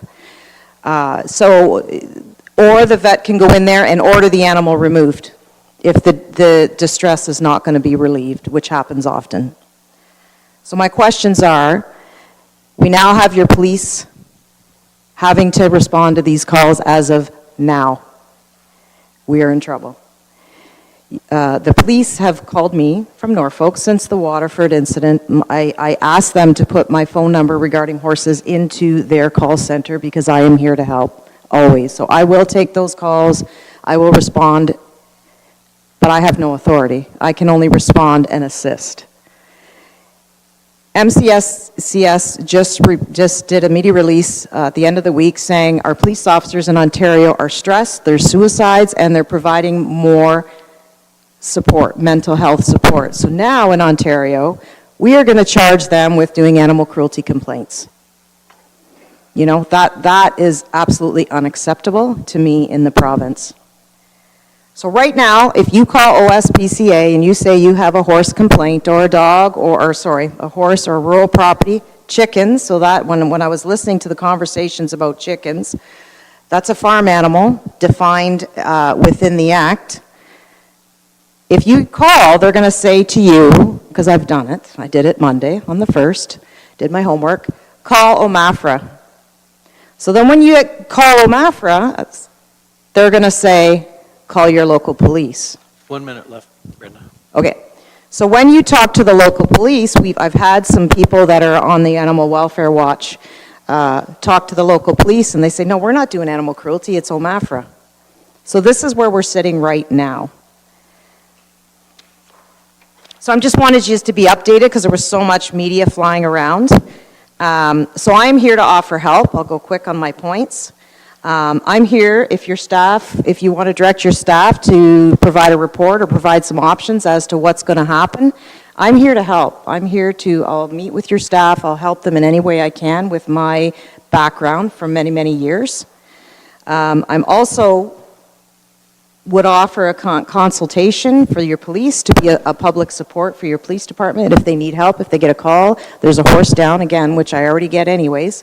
But officially, I'd like to help. You are my neighbor. You know, there's a lot of horses and a lot of livestock in Norfolk County. I'm asking council to address the Ministry of Community Safety and Correctional Services by form of a letter asking them how they're addressing the serious provincial issue, to put the pressure on the ministry to see what they're going to do about it. Because we need to address this issue. We need to address the short-term issue, but we also need to address the long-term issue because as of June 28th, they're not doing anything. So with that being said, I'll take any questions that you may have. Thank you for your deputation. Councillor Van Passen? Yes, thank you, Mr. Chairman. Could you elaborate a little bit more on what the government's plans are? Because, like, my understanding is, correct me if I'm wrong on this, but the SPCA Act is from 1911. The province delegated authority to that group to do work for them. And then somebody went to court last year and said, well, the court said, you're not allowed, that's an authority the government can't delegate. So I'm pretty sure the government of Ontario has to figure out a way to replace that law from 1911, but is that what you need, the letter that we push the government to get that done as quickly as possible so that there is a clear path to follow rather than play phone tag all day long and everybody pass it on? I can clarify that for you, the whole process. So the OSPCA Act was rewritten in 2012, so that the Act is up to date. So the OSPCA Act is a very strong piece of legislation. The issues in Ontario, we have an organization that have not been enforcing it. So the law is from 2012, it was rewritten. So that clarifies that. The court decision, so OSPCA on October 31st, I remember this day very clearly, it went on my Facebook group, we have 12,000 people on there, and it said OSPCA is pulling out of livestock, not saying when, you know. They've been planning this for a while. The court decision that came out on January 2nd, January 3rd, and I have a copy of that if anybody would like to be privy to that, stated that, yes, it was unconstitutional for a registered charitable organization to be enforcing the law. But this was brewing prior to that. The provincial government have appealed that decision, and they gave the government a year to make a decision to figure out what they're going to do, because animals were going to be left, right? It was OSPCA that decided, so that the province asked OSPCA, will you stay for till the end of the year? We'll get some legislation changes, and that way we can do a transition, and they refused. $5.5 million, and they actually take in $80 million a year across Ontario with donations and funding. So people are very misled on how much money they bring in, exactly. So their transfer payment agreement, the first one was 2012, the second one is up now, and it was March 31st that expired. So that was why on March 3rd, they gave the official announcement they were pulling out of livestock and horses. Other questions to Ms. Thompson? Councillor Martin. Thank you, Mr. Chair. Through you to the deputation, thank you for coming today and providing an update. I certainly know from the Waterford happenings how difficult the entire cruelty process is, especially when you're dealing with people who aren't quite sure who's supposed to help when, and a private landowner and a vet who may or may not be able to help. My question to you, I have a couple questions. Firstly, if the police were called to say something similar to what happened in Waterford, what would they have done if they had authority in that type of situation? What would their options be? Their options would be if they have an understanding of the provincial act, because Waterford would not have been criminal code, because it would have been very difficult to prove intent. So that would have been an OSPCA Act issue. So they could have issued orders for a veterinarian to come out immediately. And then it would be the veterinarian's recommendations that these people would have had to follow. If the veterinary said they've got to do a feed regimen, which I believe in that case did happen probably a year prior, but there was no follow-up to that case, and there were no orders issued. Once there's orders issued on a property, which would be, I'm sure, the Planning Act and the building code and all that's the same. Once there's orders issued on that property, that opens it up that you have the authority to go back on and follow up with these animals. Which would be great, but we know from our local police detachment that they have difficulty following up on other issues already in the community. So besides our letter of support, what do you suggest as the municipality? What other ways can we contribute or help? I think the first and foremost would be the pressure on the province. Because going back to OMAFRA as well, so Animal Welfare Watch Ontario, we've come up with a plan that we've submitted to the provincial government, and we're looking at it going into the public sector. So we're asking for Ministry of Natural Resources to take on wildlife. They're already in the field and trained and recognize the wildlife. We're asking for OMAFRA to take on agricultural and farm animals. However, they don't have the jurisdiction in the OSPCA Act. That would have to change. So when I'm speaking to Ernie Hardman or I'm speaking to the chief vet's office, they're saying we have no authority, we can't do it. We can support, but we can't do it. But we're asking for those changes. Then we're asking for at the municipal level to take on, we're looking after, most municipalities have animal control, so we're saying at the municipal level, give the bylaw officers or give whoever is enforcing animal control, again, that would have to trickle down some funding from the provincial government, let the municipalities take over domestic animals as far as cruelty, and that is just through the provincial act. And I can provide council more details and our proposal with the full report at any time, if that would help. Thank you. Mr. Chair, just two more final points very quickly. So are you doing all the lobbying yourself right now, representing Norfolk County? Pretty much. I'm actually not lobbying necessarily for just Norfolk County. I'm lobbying for all of Ontario because we're affected across the province. We did do a rally at Queen's Park, which was supported by our local MPP, Toby Barrett. He recommended it and said it was very well run, very professionally done, along with the petitions. The petitions that I have signed are all over Norfolk. They're all over Ontario, asking for, originally it was a financial audit of OSPCA to see where our $6 million is going and to come up with some service delivery recommendations because the very organization that's protecting our animals is failing us, right? So pretty much it's Animal Welfare Watch and it's Whispering Hearts Horse Rescue in the background. So I wonder if, through the chair, if Norfolk County could offer additional services in advocating for some type of community volunteer or someone who's passionate about animals or has experience in the same industry as you to help us lobby with you in support of your efforts. And my very last point is I would love for you to come back to council with a follow-up when you maybe could make some progress or have some additional information that you could report back. I think we're a wonderful place to live and we have agricultural rich properties here and our livestock and our animals are very important to us. So thank you for coming today and sharing this with us. If I can just make a point, is that okay? Through the chair. Norfolk County has a lot of animal cruelty, and I'm not here to slam anybody. Norfolk County has fallen short of animal cruelty protection for years. I was here in 2010. Councillor Columbus would probably remember that. He was around the table asking for Norfolk County to step up and get some protection. So Norfolk County is a known place for animal cruelty. Some of my worst horse cases come out of Norfolk. Waterford's just one of many. And I didn't bring a presentation to start slide showing pictures. I could, absolutely. There is a couple puppy mills that I'm being brought forward to my attention in Norfolk County. It is happening in your backyard. And with the shortfall of protection all these years, people know that. And the biggest concern is these repeat offenders. There are repeat offenders that have a lifetime ban on animals. Who's enforcing that now? Or what's going to happen to the criminal cases that people have been charged? You know, are your police going to take over those cases?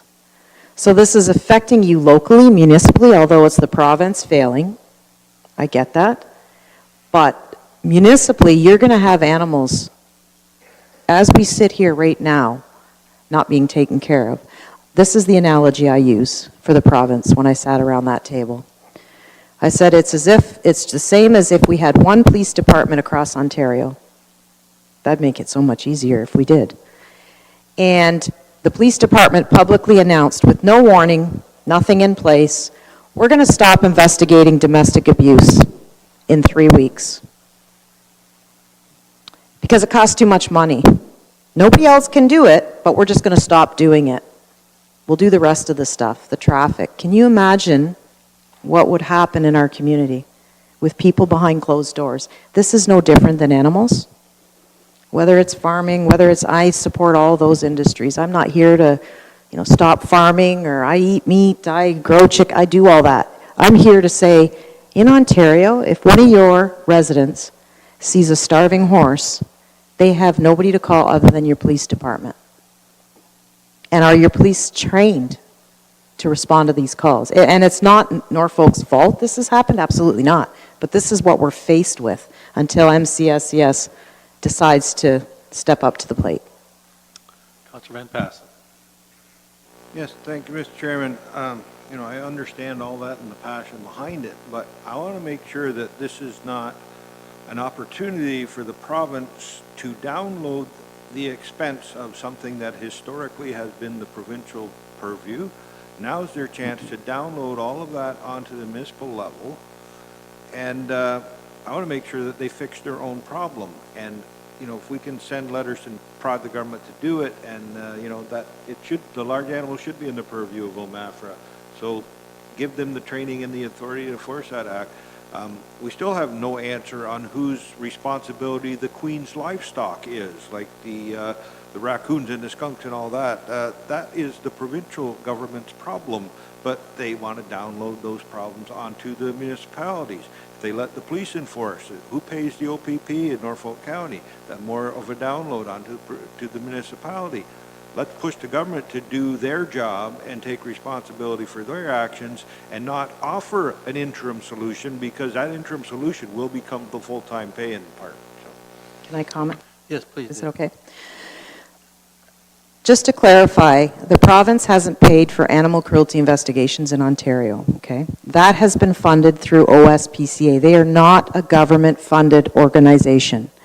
The only time they started to The province signed a deal with them and pays them $5.5 million a year to do that job.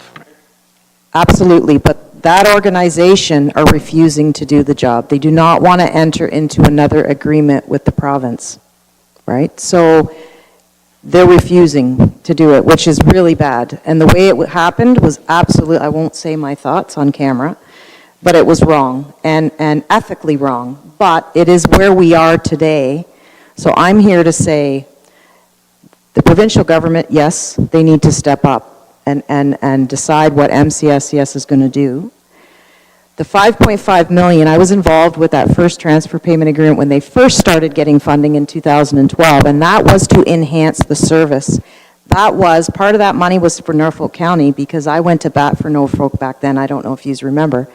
So I went to bat for Norfolk saying, because I had a really bad case in Villanova with a dead foals in the fields, and it hit the media. So I argued the point saying Norfolk has nothing. So it's OSPCA branch that's covering Norfolk. Then you have your OSPCA affiliates, which are like your humane societies, which you guys don't have here. And not one close, right, to contract, which is what Haldeman does. They contract Welland. So the $5.25 million was to enhance the service, to cover the whole province, to cover agricultural, to do a zoo and aquarium team, and it was to start working up into the north. It was not to fund the OSPCA's fundamental responsibility protecting animals in Ontario. But unfortunately, they don't want the money. They're not getting paid the money anymore. I'd like to know what they're getting paid for the next 3 months, but I can't seem to get that out of the province. I'm fighting hard to get that agreement. But they are saying, we will not do it. They've denied the province, asking them to stay to the end of the year. So I'm here to say, this is where we're at today. How do we deal with it? Because it is going to be downloaded to the police. So how do we deal with that? You know, unfortunately, it's where we are today. It's not right, believe me. Mayor Chops. Through you, Mr. Chair, thanks, Brenda, for coming today. I guess certainly I think council would support, me helping with the lobbying with you, with a letter to the Ministry of Safety and Community Services if you wanted to work on that with me. Sometimes I wonder if maybe with the OSPCA not being involved in the face of Waterford, if the police were better trained to handle the situation, particularly when you talk, I mean, we all witnessed it, the amount of resources of police officers that were brought in from, different regions. Crazy. And, blockades for days and liaison officers and so on. I mean, that would go a long way to paying a vet to have just come and checked the horse and, and moved on with life. So, maybe in some ways it might actually be a better situation down the road, but one of the things you mentioned at the beginning was in terms of directing staff to, that's the part where I'm kind of missing. Like, there's a lot of talk that this is the problem. None of us have any expertise in that area. You have expertise in that area. Like, kind of, I need to hear, more solutions than we need to step up and do something. What's the something that we need to do? I think your initial solution would be to get your officers trained, right? Get your police services board involved and let them know that the province is downloading this, because it is happening. I think that's first and foremost, to get your officers trained on the OSPCA Act so that they know what they can and can't do. I mean, a lot of it's up in the air right now with the province, absolutely. who pays for what. And until MCSCS decides on what they're doing, which I really don't think they know, they're saying police are looking after it.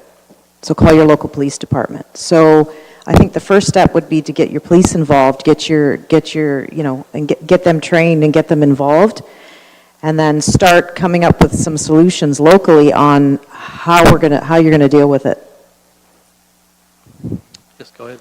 So is this something you're offering to do in terms of training the police? Or are there people that offer this service? Like what, I would be happy to help in any way, shape, or form I can. I am very distraught over all this that's gone on, and because I know what's out there. So I am definitely offering my help.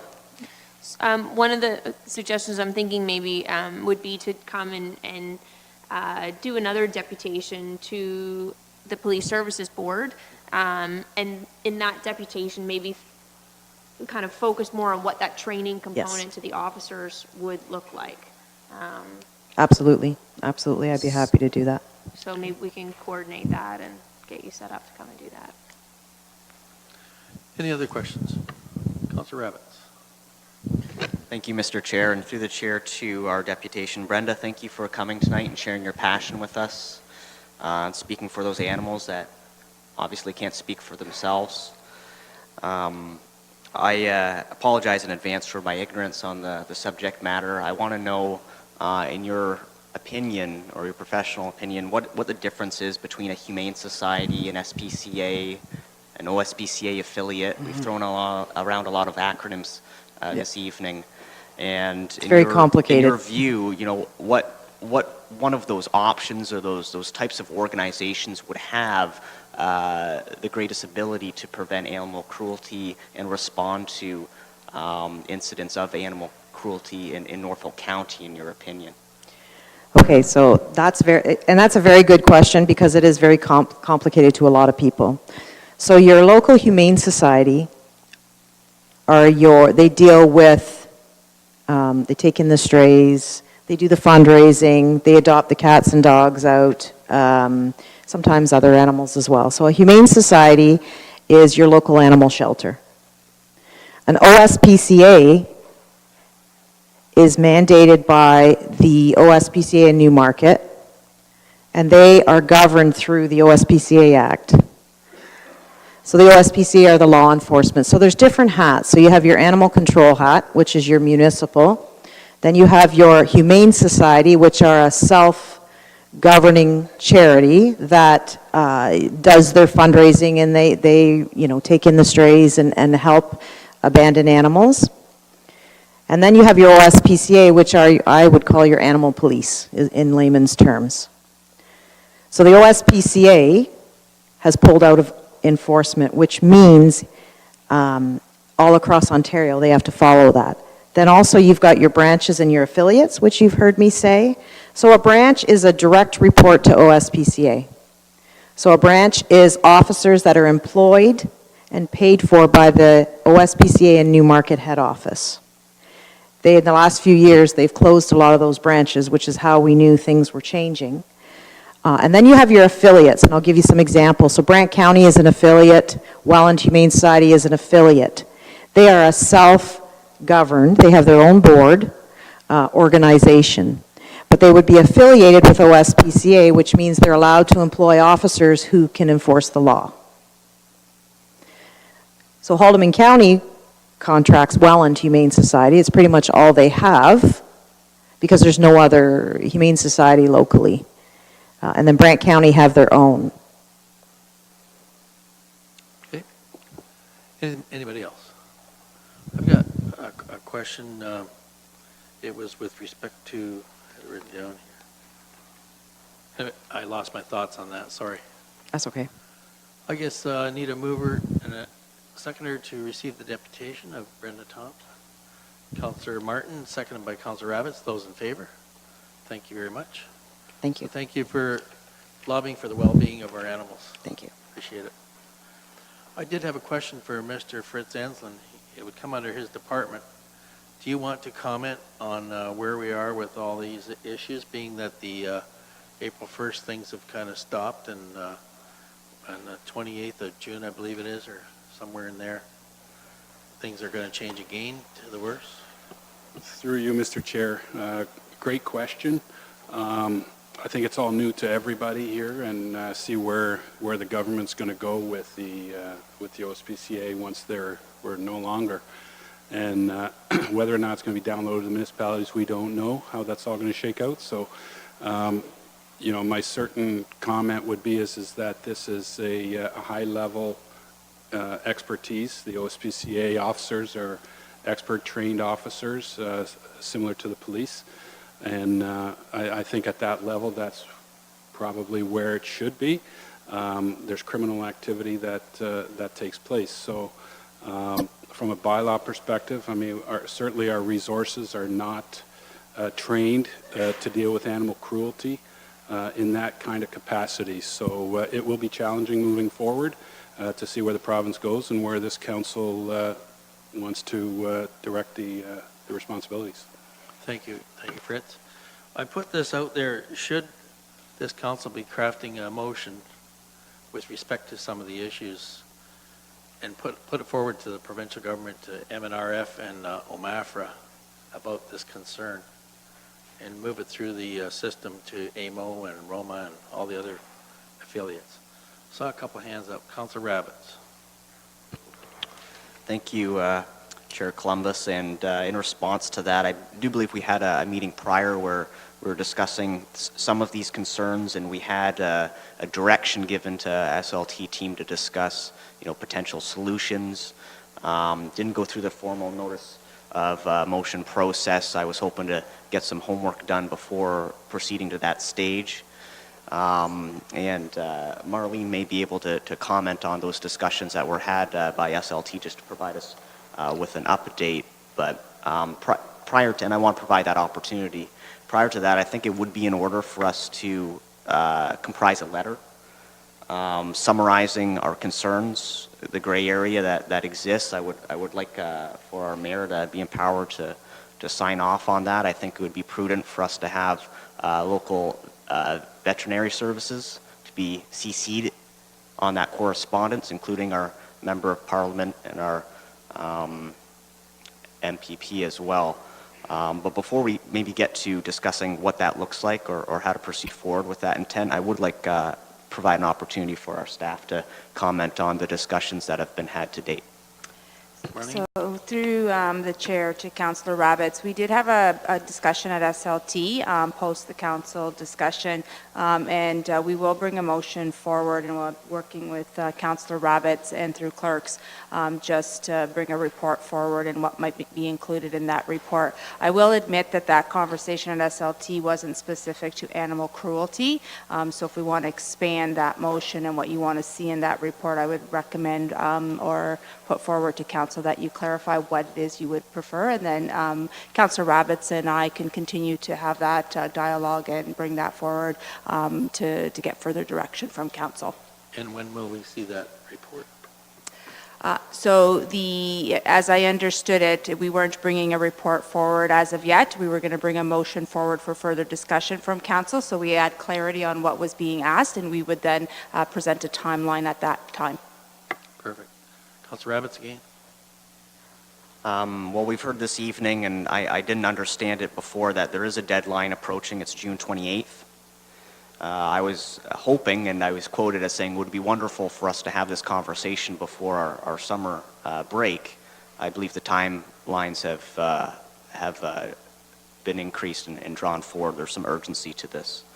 So with that, I think that, you know, before June 28th would be an appropriate time to receive that staff report, and if we need to expand it to not only reviewing the gap that's left by the folding of the OSPCA, but also including, you know, animal cruelty specifically, and responding to instances of animal cruelty.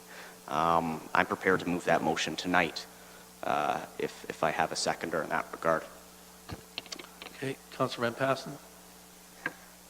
Thank you, Mr. Chairman. I'm getting a little frustrated sometimes about this process, about we got to have a report, but they can't make it to the schedule to get it printed in the agenda, and it'll be before the summer break.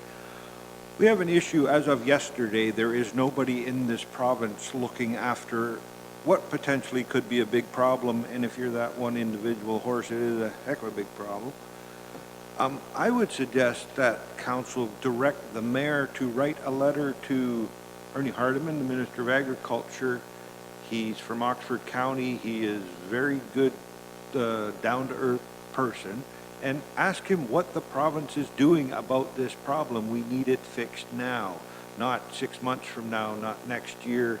Send a letter to Toby Barrett. Send a letter personally from the mayor of the Council of Norfolk County to say, what are you doing with this problem? You can't leave it in limbo forever and ever and just have nothing done. And I don't want to wait till a report comes back in June to look at, to see if we can draft up a letter at that point to send to some government official when the problem started yesterday. So can we speed up that process, Councillor Rabbits, and direct the mayor to write a letter, not specific about what we want, but what are you doing about this problem and how can we get it resolved as quickly as possible? I'll let you respond, Councillor Rabbits. Thank you. Through the chair, I believe we need to write the letter right now. I'm comfortable giving direction regarding the letter. Regarding the staff report, it may, as we said, we've had an informal discussion. I think there needs to be some time and some investment into exploring those options. So there's two things we're talking about right now. They're both going to happen. And let's start talking about some benchmarks and some timelines. I'd be willing to move that we write the letter as you've articulated just now, and have this letter prepared for our next CIC meeting, if that's too long, or should we have it for our next council meeting? And I don't think we need to necessarily wait for the letter. I think we understand what the content is. Let's go ahead and vote on that right now and give clear direction. But pertaining to the staff report, there's going to need to be at least a matter of weeks in order to prepare it. Honestly, we should be kicking it back to staff to see what they think a reasonable time frame would be for us to get that information regarding the staff report. I think the mayor can craft a letter as soon as possible and send it off with the proper questions. Councillor Martin. Thank you, Mr. Chair. I was just going to articulate that as well, that the letter, I don't think the letter needs to come back to council, that she could just send it. Additionally, what I think I heard from Marlene was that it's not actually a staff report, it's a bylaw coming forward. Is that correct? So through the chair to Councillor Martin, actually it was a motion. Sorry. It's a motion that was coming forward, and we can have that to you either next week or the following week. I think we'll just put a little bit more urgency on it because we were working on it, but we'll put it at the top of the priority given the conversation today. And then from there, when we have clear direction from council and we can have the conversation that was had this evening, then we can definitely provide you what some of those timelines might look like. So I'm hearing you can have a draft letter to us next Tuesday. So through the chair, I think there's, if I may, there's two different items in the discussion. One is for a letter for the mayor to draft up immediately, and respectfully then have staff to provide a motion working with Councillor Rabbits and clerks to bring forward either next week or the following to get clear direction for a staff report with clear timelines. Okay, great. Councillor Martin again. Thank you, Mr. Chair. I was just going to clarify that I believe the mayor will work with Brenda to craft the letter, was my understanding. And what I wanted to add that maybe the clerk's office be directed to inform Brenda of Police Services Board meetings, and Mayor Chop can also coordinate, but that would be a helpful reminder for Mayor Chop, I think, if Brenda's kept apprised of police service meetings so she can book in a deputation. Done. Councillor Rabbits again. One more question. Thank you. Through the chair to our county clerk. Stephanie, do you believe that we've given clear enough direction? Do we need to vote on this, or is this sufficient enough to give direction to staff to proceed as we've discussed? I'm going to let her clarify that. I just spoke to her about that. Thank you, Councillor Rabbits, and through the chair to committee. what I'm understanding is we're fine with the informal direction for the motion that Marlene has addressed. So we have that I have that now in the running informal action items list. So I've added the updates and so on, and it'll be before council or committee by April 16th, the motion itself for clearer direction. With respect to the motion, the formal motion, I think we do need to have a mover and a seconder to provide that more specific direction, giving the mayor direction to work with the deputation to draft a letter and then to keep the deputation apprised of upcoming police services board meetings. My only question or only search for clarification is who is the letter to be sent to? Rabbits? I would like to invite Brenda back to speak to who she would recommend we address the letter to. I believe she'll be able to provide some clarity. I think the letter needs to go to your MPP, your Minister of OMAFRA. It needs to go to Sylvia Jones, Minister of MCSCS. I have all the contacts if you need them. They're on my computer. And it needs to go to, obviously, Toby Barrett, our MPP. He is a real champion on this, so he will take it forward. He's a rural boy, right? So he's been really, really supportive. I think those are the three most important. And then you're going to want to, AMO is a great suggestion to get all the municipalities on board, because I think every municipality in Ontario is in the same boat that we're standing here talking about now. They just don't have somebody standing there kind of keeping it apprised. So, How about Ministry of Natural Resources, Forestry? M&R aren't, yeah, I guess it wouldn't hurt to send it to them as well. They will be affected in the long run. I would also send it to the Chief Vet of Ontario's office, Leslie Babcock, which I can get you that contact for as well, because she is, involved in animal welfare. They're in charge of animal welfare in Ontario, not necessarily on this side of the fence, but I think that would be a great start to the list. How about Norfolk OPP Inspector? I agree, absolutely. It's the police that aren't informed. Like I said, I did have somebody go, and it's not this local police department. I asked who it was, and I've spoken to police officers. I am very close to a couple of the Norfolk police officers personally through the rescue. They've adopted horses, and also the City of Hamilton police officers, and I've spoken to them through this process, and they're like, I don't know how to do an animal cruelty. I don't know how to recognize a dairy cow from a beef cow, so that's the biggest issue. And then there's also police saying, no, OMAFRA does it. Well, no, SPCA does it. So I think the clarification would be great, and sending the letter to them as well to know that you're on it. Okay, thank you. Councilor Van Passen. Thank you, Mr. Chairman. I might suggest that, You may be seated, Brenda. the letter to Sylvia Jones, because she is the minister technically and responsible for the old system. That's a given. Toby Barrett's a given. But that's why I had suggested the Minister of Agriculture. He's next door. He's a very down-to-earth guy. But I might also suggest Jeff Urich, who's the minister, but he's from Elgin. He's our neighbor as well. To Monty McNaughton, which the mayor and deputy mayor met at Roma, who he's another cabinet minister. This is the time to try to get action from people that and we want something done. We don't want to just write letters for the sake of writing letters. Councilor Taylor. Thank you, Chair Columbus. I was just going to recommend also seeing if we can have it included in Roma communications.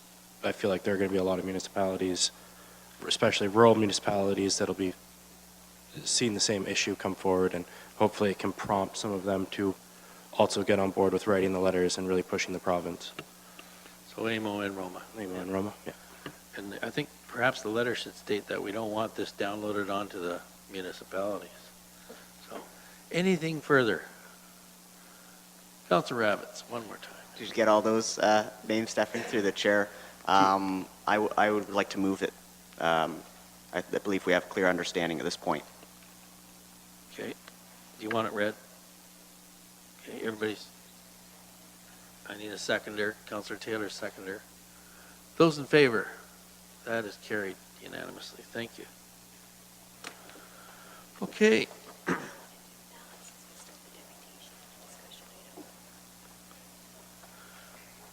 We've got one more item here, one more deputation, so the clerk's asked me to ask if we can go beyond the hour at 9 p.m., so I need a mover and a seconder that notwithstanding Section 410 of the Procedural Law, Bylaw Council proceed past the hour of 9 p.m. to address matters at hand. Michele and Taylor, those in favor? So it's carried.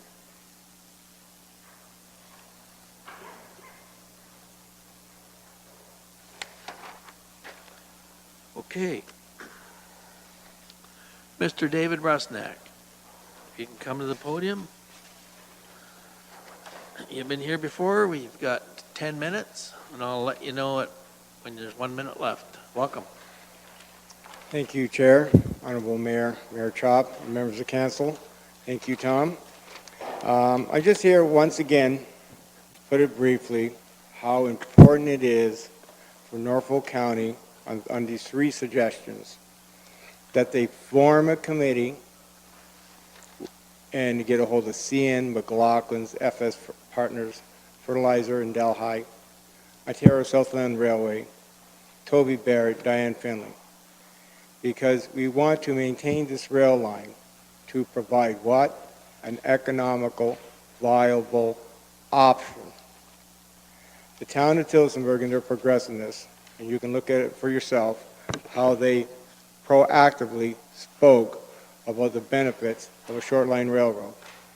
Some people, and I just don't say Norfolk County Council, but the four corners of Norfolk County, they're losing the idea of what railway prosperity brought and how it still can be maintained as an option.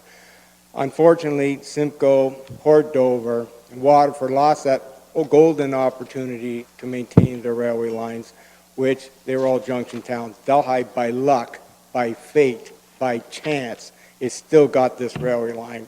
So there's no favoritism towards Delhi to say that Delhi should be the industrial hub of Norfolk County because we can provide that railway line.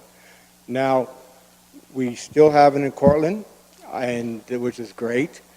In Cortland, Cargill had been sold back in November or so, and they went back to railway, and they had over 50 railway cars. From there, they're using it as a distribution point for all their other centers. And the chambers and the Board of Trades in Norfolk County of years past, I know for particular in Delhi, they would always promote the railways of why they should come to Delhi. And I'm hoping that the chambers and the Board of Trades, all of Norfolk County, haven't forgotten their mandate just because it happened by accident to be left in Delhi. So Delhi's got the torch. Why would anybody want to put out this torch? Failure to do this, and I'm not trying to be facetious here, we might as well have an elected official or anybody you're choosing in Norfolk County stand out in the front of the town hall and say, we say in theory, we're open for business. But in reality, don't bother us. We'll highly recommend, with our endorsement, go to Elgin, go to Brantford, go to Oxford counties, go to Haldeman, where they have rail accessibility. But don't bother us there. We only want to sound good, but we don't mean it. And I'm not talking about agriculture.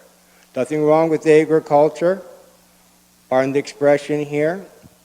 We've been feeding off the agricultural udder too long. Too long. We should have diversified years ago. Even Gord Lee, the mayor, township and mayor of Delhi, had stated back in the 80s we need to diversify. I'm 59 years old, folks. When are we going to do this? And I get nothing out of this. I'm just doing it for the betterment of Delhi-Norfolk. Why? Because I said again, Delhi's in that position. We've got the sewage treatment plant where they don't have that in Cortland. We have the water. We have the 401. And if anyone says to me, well, I'll debate it afterwards, oh, Delhi, Dave, I lived in Delhi all myself all these years. Well, I don't see anything great for manufacturing industry. I'm not talking about how there's a broken rail in number 3 highway. I'm not talking about how we got a great community center and a health center and the library. The point is, we need manufacturing jobs. There's a gentleman here talking about taxes. I know we're going to have to spend a dollar to get a dollar. I live in Western Ave. I was fortunate. I was a 39-year community service worker here in Norfolk County, Township of Delhi. I see people in Western Ave. Where do they go? They're not coming to Delhi, where Fred's Chip Wagon that serves 2, which is totally redneck, that calls employment. They're going to Tillsonburg. They're going to St. Thomas. They're going to Brantford. We don't have much, and I'm saying in urban Delhi. Urban Delhi. We don't have anything as over the years that we should be to this day. The second point then, of course, of getting a committee and just explore it. What's a cup of coffee? I don't think it'll break the county. Ask what they'll have to say. I'm sure there'll be pros and cons, and if we got these, and God bless us for it, university-educated people, I'm sure we can try somehow make it doable. I'm sure there'll be obstacles. Just look into it. Don't take my word for it. Don't trust me. Don't talk to anyone here. Just go with your own unbiased, open mind and go from there. The next best thing, of course, with all our governments, taxes from tobacco paid a lot. Darn it, we want it back. We want some of it back. Help us to get that trestle online again. We spent $680,000 for the one in Tillsonburg. Of course, that was through CN. And the Delhi one back in 2013, the no cost gone up, $500,000. And if you're a railway advocate, do not trust CN alone because they'll inflate it. They'll inflate it. Get an independent engineer if possible. And the third thing is, if this is all viable, well, the only natural common sense thing to do is to go ahead and put industrial land besides the tracks. Look how long it took on Highway 59 and 3 in Delhi. Everyone's praised, oh boy, we got industrial land. You know how long it took to fill up? I see just recently, I don't know what's going there. I hope it's not some kind of car dealership on Highway 59 and 3. I see a sign there that got sold. How long did it take? How long did it take? We have a golden leaf sign. As the sign itself physically shows, it doesn't even light up anymore. Doesn't that tell you folks that we need to get off the tobacco end of it? Nothing against tobacco. It's like the uranium. It's more or less the mine has been emptied from its ore. So I'm asking and requesting that if Norfolk County go with the open mine and seek these people out. And somebody were to say, oh, hey, you really can't ask us to put us $1 towards it. Do you know how we're broke? Well, like I said before, it takes $1 to, you got to invest $1 to get $2 out. If we're able to put a little bit of money towards it, and I hate to rub this in anyone's face because I'm in favor for it. I said this right from 2002. If we're good enough to put somebody towards the mines of stamp, which to the best of my knowledge we don't know, we can put a couple of bucks in, if worse comes to worse, towards that trestle. And I'm hoping to go there once again with an unbiased mind and look into it. And why? It's for the betterment of Norfolk. If somebody else has got a better idea, go for it. Don't talk about it. Let's go forward and walk with it. And thank you very much for me, especially my second opportunity on this. And it's my passion for this community, and I like to see it grow. And like I said, we need to get off the agriculture. Not to say there's anything wrong with it. We need to diversify. And like I say to people, don't trust me. Don't take me over. Just go out to Tillsonburg, and you'll see what a shining example they are. Thank you.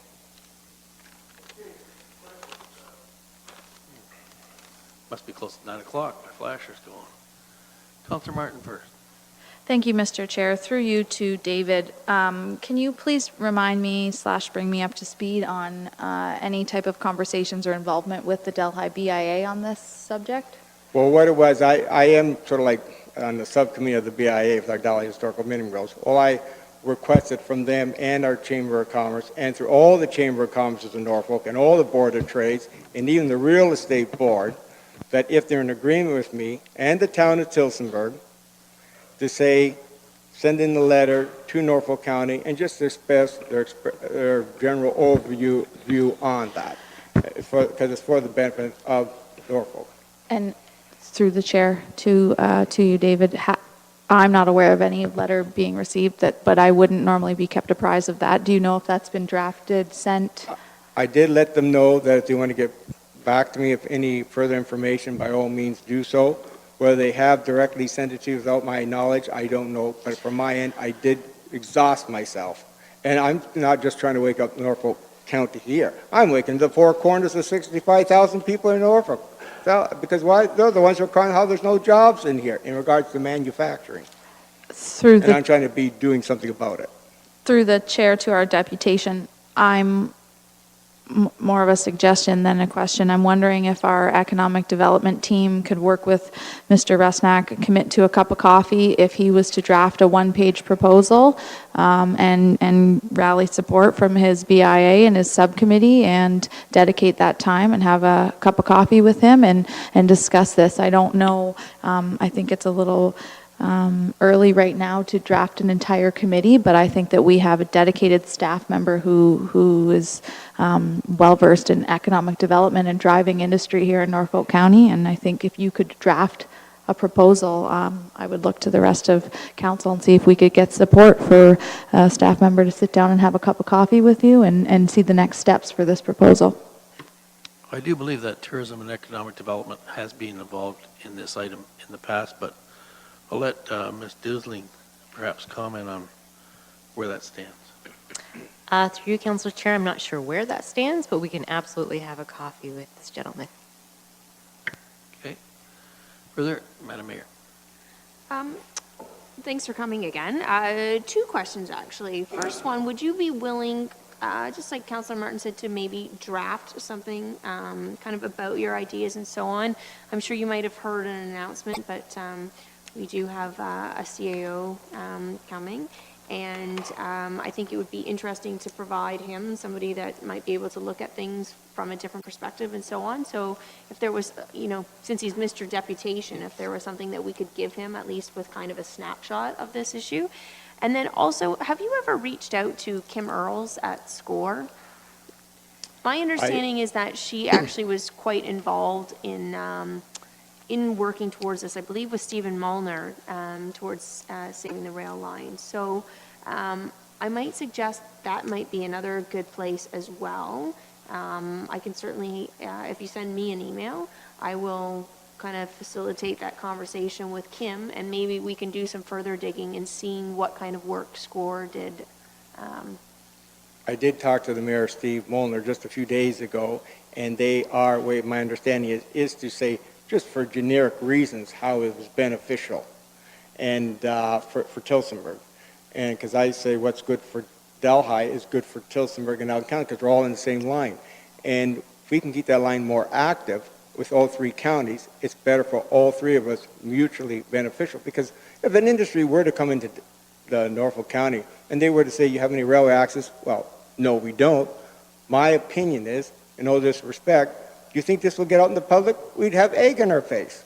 Well, of course we wouldn't let that know, especially if it's going to hire 100 people or so. Mm-hmm. And if 1 in a million, we were to get this railway line saved, and at least went back to go to FS Fertilizer Plant Delhi, and 1 in a million, Toya Tetsu says, oh, Norfolk County, you guys own the rail bed. Can you give it to us for $1 single, and we'll work with the end to put the $11 million worth of rail in? We would bend over backwards to put it right in the back doorstep of Toya Tetsu. Why? Because what, so there are about 500 people there? So I'm saying that's a very proactive way, but I think we would do that. I really do. Through you, Mr. Chair. Well, I think SCORE would be an excellent kind of point, because that's exactly the purpose of SCORE, right? Is to tie everybody together for an opportunity like this. So I would kind of either maybe like to see you come and talk to SCORE or talk to Kim and see what work has been done and so on.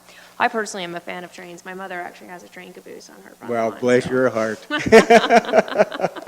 Anything further to the deputation? Councillor Michele. Thank you, Mr. Chair. Dave, thanks a lot for your presentation. I think that Councillors Martin and the Mayor have given you a couple of really good options there. And I would say, generally speaking, I would never turn down a cup of coffee with Ms. Dusling. So I think you've got a lot of things that you can do here to maybe get this thing going. So good luck with that. Thank you. Thank you very much. And thank you again for your second opportunity to let me speak once again. I really appreciate your time and trouble. Thank you. Okay, sounds like you're on the right track. Okay, I need a mover and a seconder to receive the deputation. Councillor Rabbits and Councillor Taylor, that we receive the deputation of Mr. David Rusnak regarding rail line service in Norfolk County. Those in favor? That's carried. Thank you. And that's it for deputations. We do have a report that was requested by Councillor Michele. It was in our information package. It's regarding the Long Point Causeway project. And it was pulled from the March 26th information package. So, Councillor Michele, would you like to speak to that report? Thank you, Mr. Chair. Yes, I would. I recognize that all members of council and members of the public have read this report on the progress of the causeway. I did want to bring it up for some discussion and some questions of staff regarding the timelines and some of the other issues that are connected with it. So myself personally, I do have a number of questions and concerns that I'm hoping that will illuminate more of this topic for council, and also to hopefully inform the public a little bit more about where this project stands and where it's headed.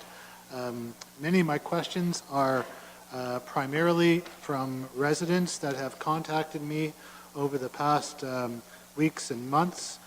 So my questions are primarily intended to generate discussion by council and by staff to hopefully see if we can come up with some creative or innovative ways to move this project forward.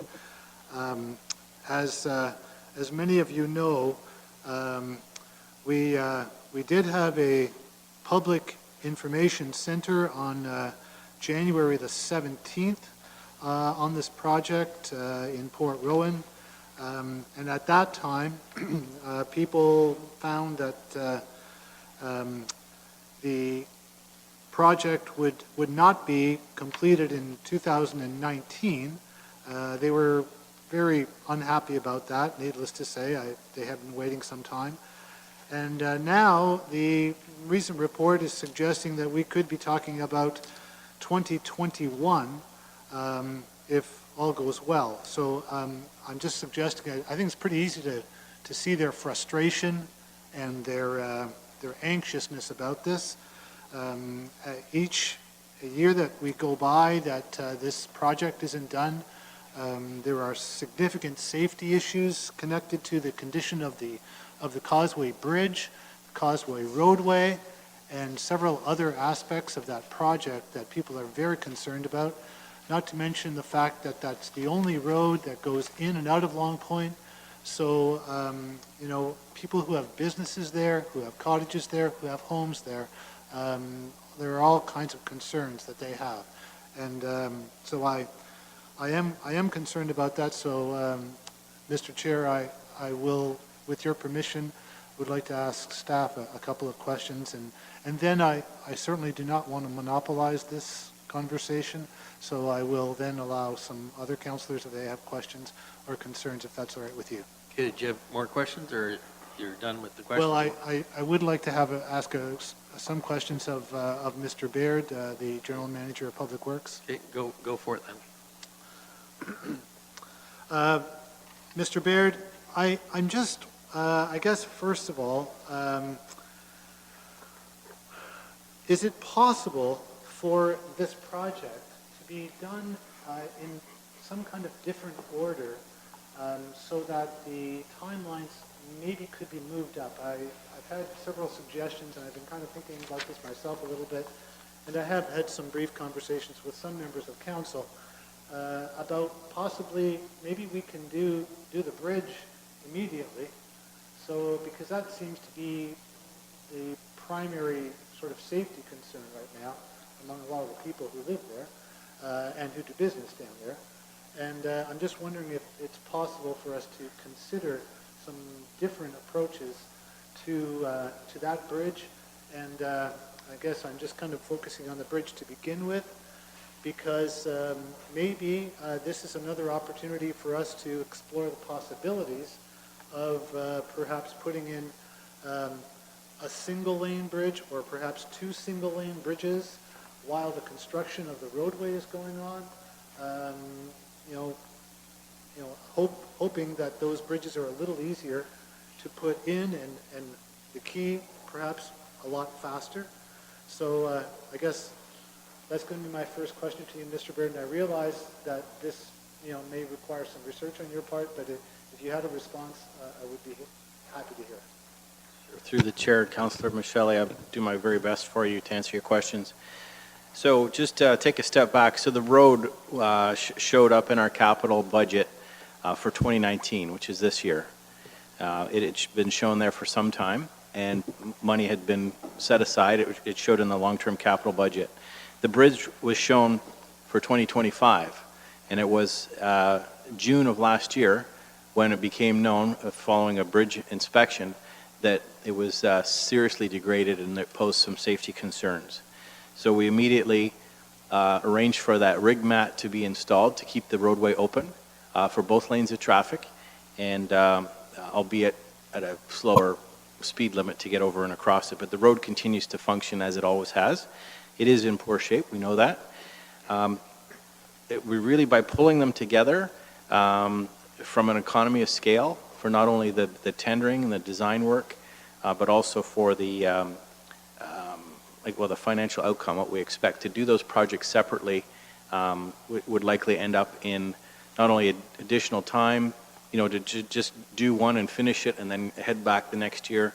So there's a financial advantage to bringing them together, but there's also having to have gone through the class environmental assessment process that is required. To do that, that would, again, to do it all at once represents sort of better planning from an operations and an engineering and design perspective. That environmental assessment is complete. We were notified by the Ministry of Environment, Conservation Parks, the MECP, that our EA did require further assessment because there was the replacement value of the structure and its age suggested that it was going to be a Schedule C, not a Schedule B process. That required additional time, followed by a 30-day review period.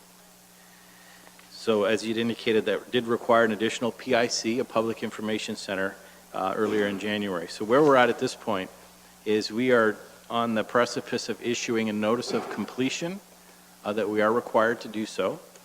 And May 21st, we are bringing to Council for approval the results of the RFP for the detailed design and contract services. So all of that work has been done to get the tender ready to go out. We'll bring the results back to you by consolidating the bridge and the road design work. Again, there's an economy of scale. Once accepted in May, the actual design work is going to take 7 to 8 months. We hope to take advantage of tendering. If we can fast track that, we hope to tender it later this year. We've suggested March to May as a tendering period. We think that may be a little bit problematic because generally for large road projects and bridge projects, the later into the year that we issue them, the less likely those prices will come back more favorable.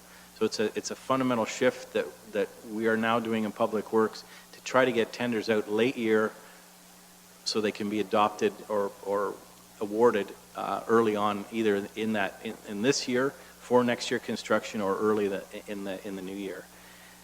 We see that as an opportunity, so we'll keep the pressure up on the engineering consultant for that. If you refer to the memo that we've provided, the March to May 2020 is a tendering period.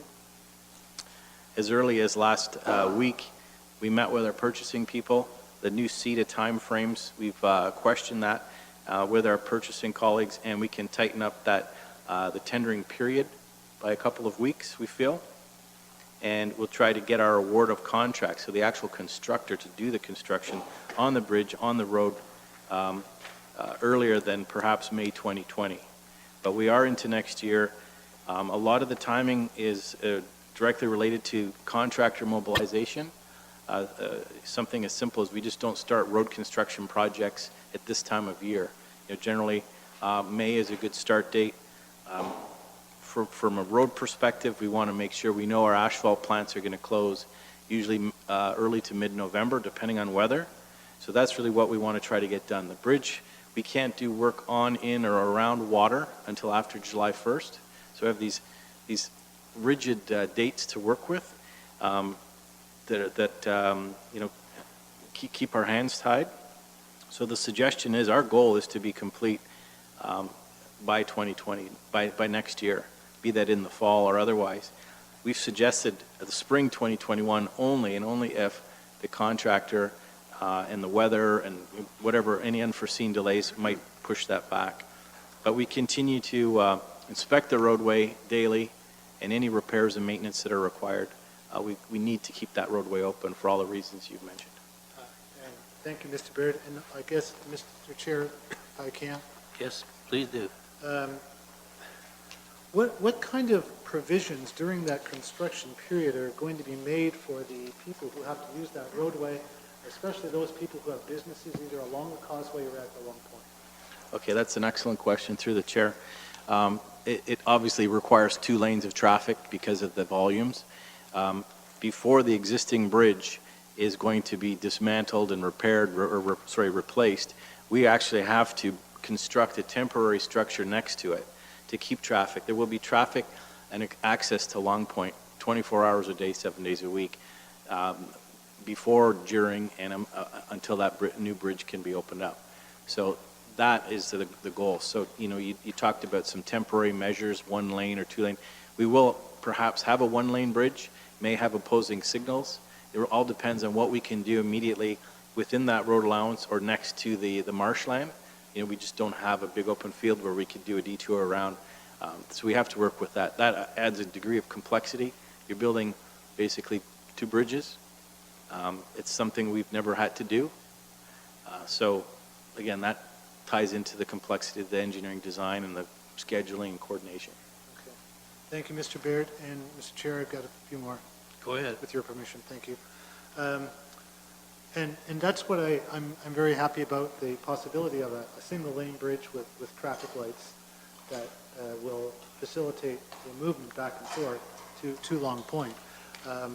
Also, just to make council aware, again, the Causeway project is a extremely, in a way, complex project, much different than pretty much anything else I would dare say we've done in Norfolk County.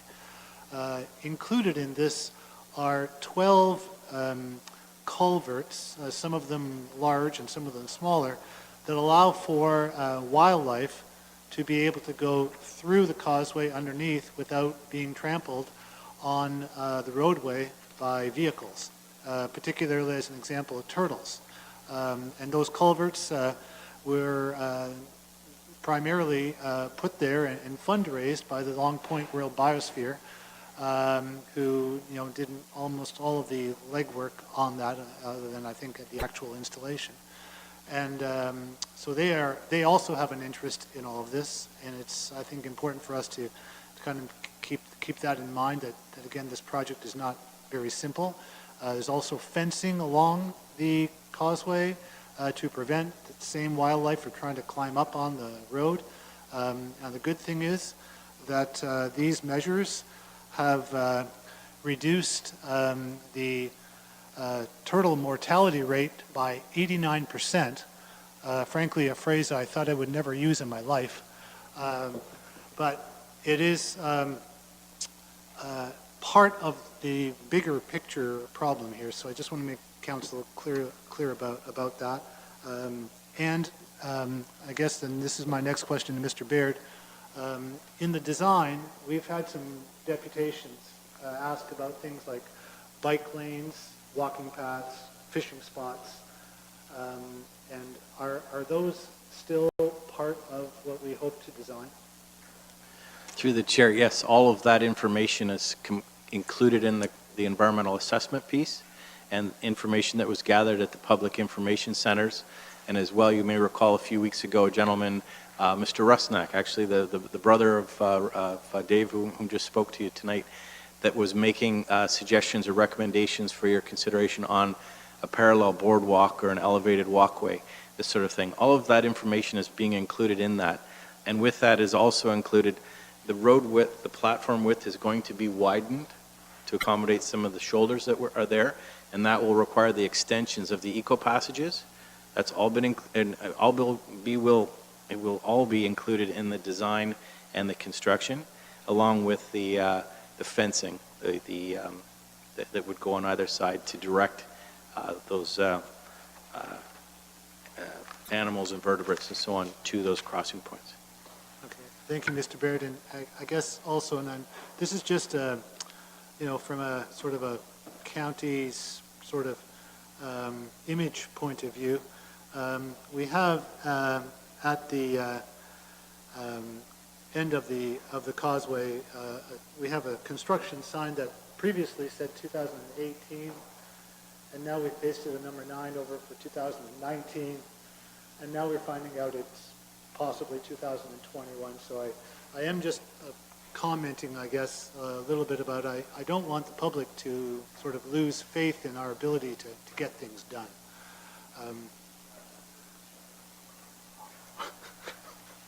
Yes, I suppose, Mr. Baird, maybe we could put another sign up there, just, that so it doesn't look kind of misleading. And also, I think this is my last question, Mr. Baird. Thank you. All of this is contingent also on the archaeological investigation that has to take place still.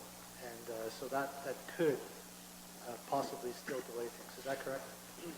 Through the chair, that is a big piece that still needs to be completed. We fully expect that will happen concurrently while the design of the road and the bridge continues. So we have every expectation that that shouldn't prolong anything further. It will happen again within the same time frame. And absolutely, we're going to put a 2020 on there. We need to actually reflect that work. That's the plan. But it is a top priority. In fact, there's been a number of recent announcements on infrastructure funding, and this is one project that we feel would be a great candidate because we are getting closer to shovel readiness. And so Mr. Johnson and his staff are working closely with Public Works Engineering on this because it is going to be a large ticket item for sure. Thank you very much, Mr. Baird. I think that's the extent of my questions for now, Mr. Chair, and I hope that this kind of provides a bit more information for council and for those watching. Thank you. Okay. Thank you for asking those questions, Madam Mayor. Thank you, Mr. Chair. Through you to Mr. Baird.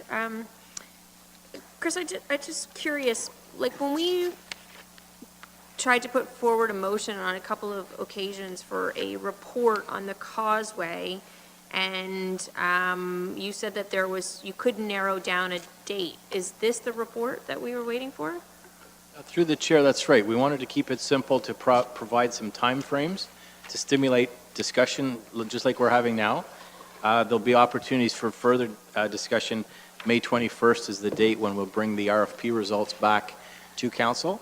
So you'll see the cost for that design work. Okay, so you're bringing the RFP, the award of detailed design and contract services through a report to council in May, but we had a deputation on the possible bike lanes and so on, and I see that it made it onto your SLT agenda, but I think that's kind of the report, at least myself, that I thought we were going to see. I didn't know that we were waiting a month and a half to kind of just, I know I'm being a little bit tough here, but like I don't realize what the holdup was for this component here up until now. Like, I think that this is what council wants to see. What are the things that are going to go into that design award? And this is where council should, in my view, have that say. Do we want bike paths? What kind of bike paths do we want? How do we see that moving forward? And to me, that's what I thought was it was going to be a much more comprehensive report as to where the project was moving. Okay, through the chair, that's a great question. The Class EA process goes into great detail to show the preferred option and that was before council. It does show the paved shoulders. Mr. Rusnak's deputation for the boardwalk, if I can call it that, the elevated trail, was received as information, and it was directed to become part of the record for that piece and will be included in some of the design details. We expect when the actual construction contract comes out, there'll be different components, and council can decide further. There will be more debate at that point. But I think because the design is going to take anywhere from 6 to 8 months, the selected proponent, we will have opportunities for them to present to council on their progress, and we want to make sure that they design what it is in fact that council is expecting to see. Some may add considerable expense, and so there'll be time for that. But until we get to the point of having a design engineer consultant to work on that, we can take it. We have to do it in small steps at this point. Well, I agree, sort of, but at the same time, how can you put out an award for detailed design and contract services unless you know sort of the direction of where council is likely to head? It would be very difficult to bid on an RFP for something if you didn't actually know. And then who did the Parsons did the environmental assessment, right? That's correct. So if Parsons, one of the meetings, the last EA meeting was during the daytime, correct? So when they're taking citizen input into putting what is the preferred solution, if council deviates outside of that solution, given the minimal public input that we actually saw into this project, in part, I think, because of when the meetings were scheduled, kind of like the Bridge 45 project, what flexibility or latitude does that leave us then? Or do we end up having to go through another public consultation period because it doesn't match Parsons' preferred solution? Through the chair, the EA process has been quite lengthy. There's been a number of PICs in addition to that extra one that was done back in January 17th. The final design that came before council, or the environmental assessment, the recommendations that resulted in that's what we're moving ahead with. Okay, I might be speaking for myself here, but I think that this council wants to know what those recommendations are before we move ahead with an RFP, so that we can determine whether or not we're comfortable with those recommendations. And so, am I on the right track here? Yeah, through the chair, I mean, keep in mind, the RFP's already been completed, and it's closing shortly, and it will be evaluated and before council on the 21st of May. The decision to proceed with the design has been before council, and that's where we're at this point. When did the RFP process start on this? I'd have to double check with Mr. Houghton through the chair to give you... Approximately, like it's a month, 2 months, 3 months? No, it's been completed for some time, like late summer last year. And it was that generated from the MECP the desire to do the Schedule C amendment because of the expected cost and the age of the bridge. Those were two factors that required, they directed the county to do the additional PIC and the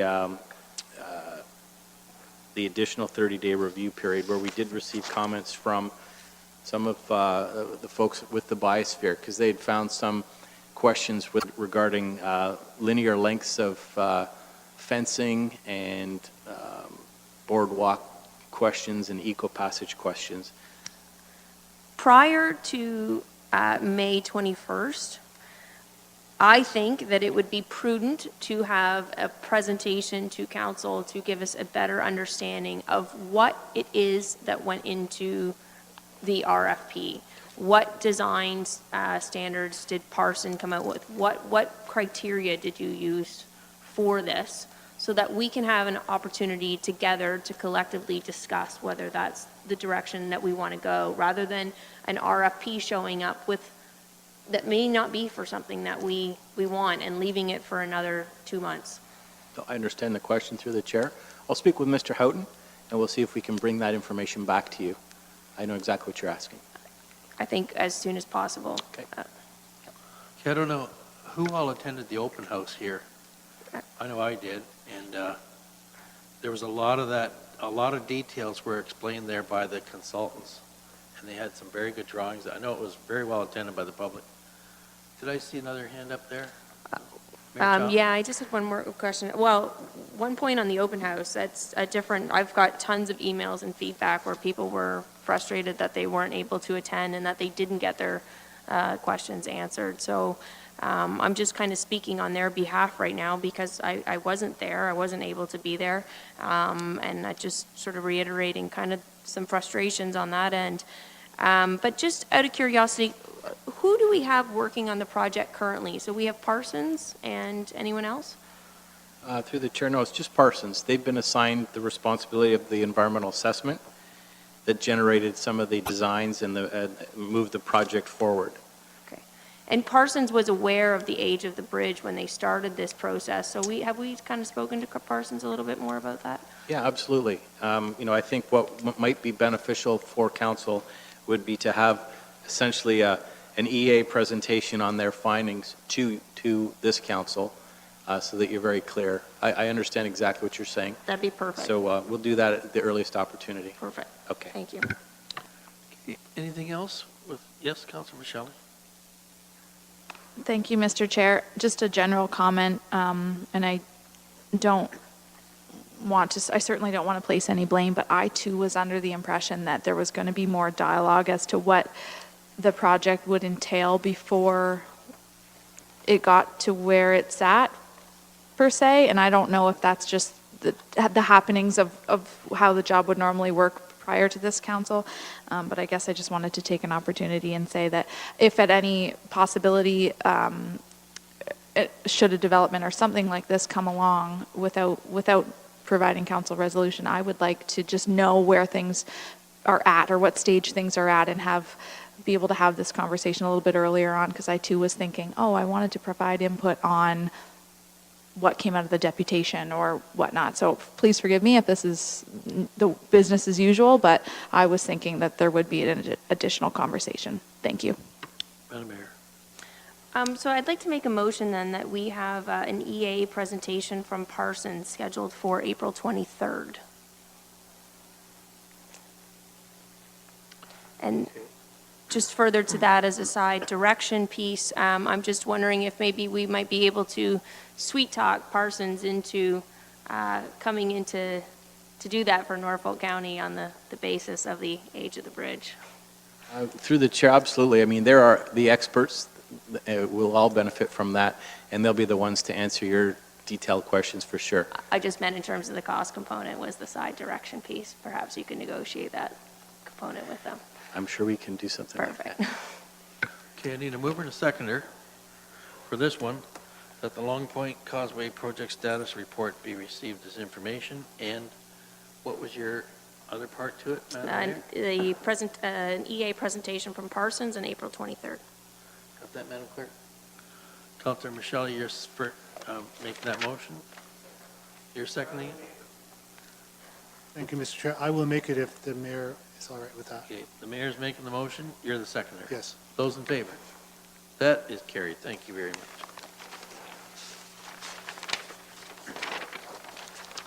It is a huge project. I think it's valued at 11 million or something, isn't it? Is that the value?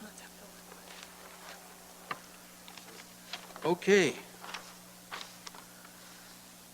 Moving on to motions, notice of motions.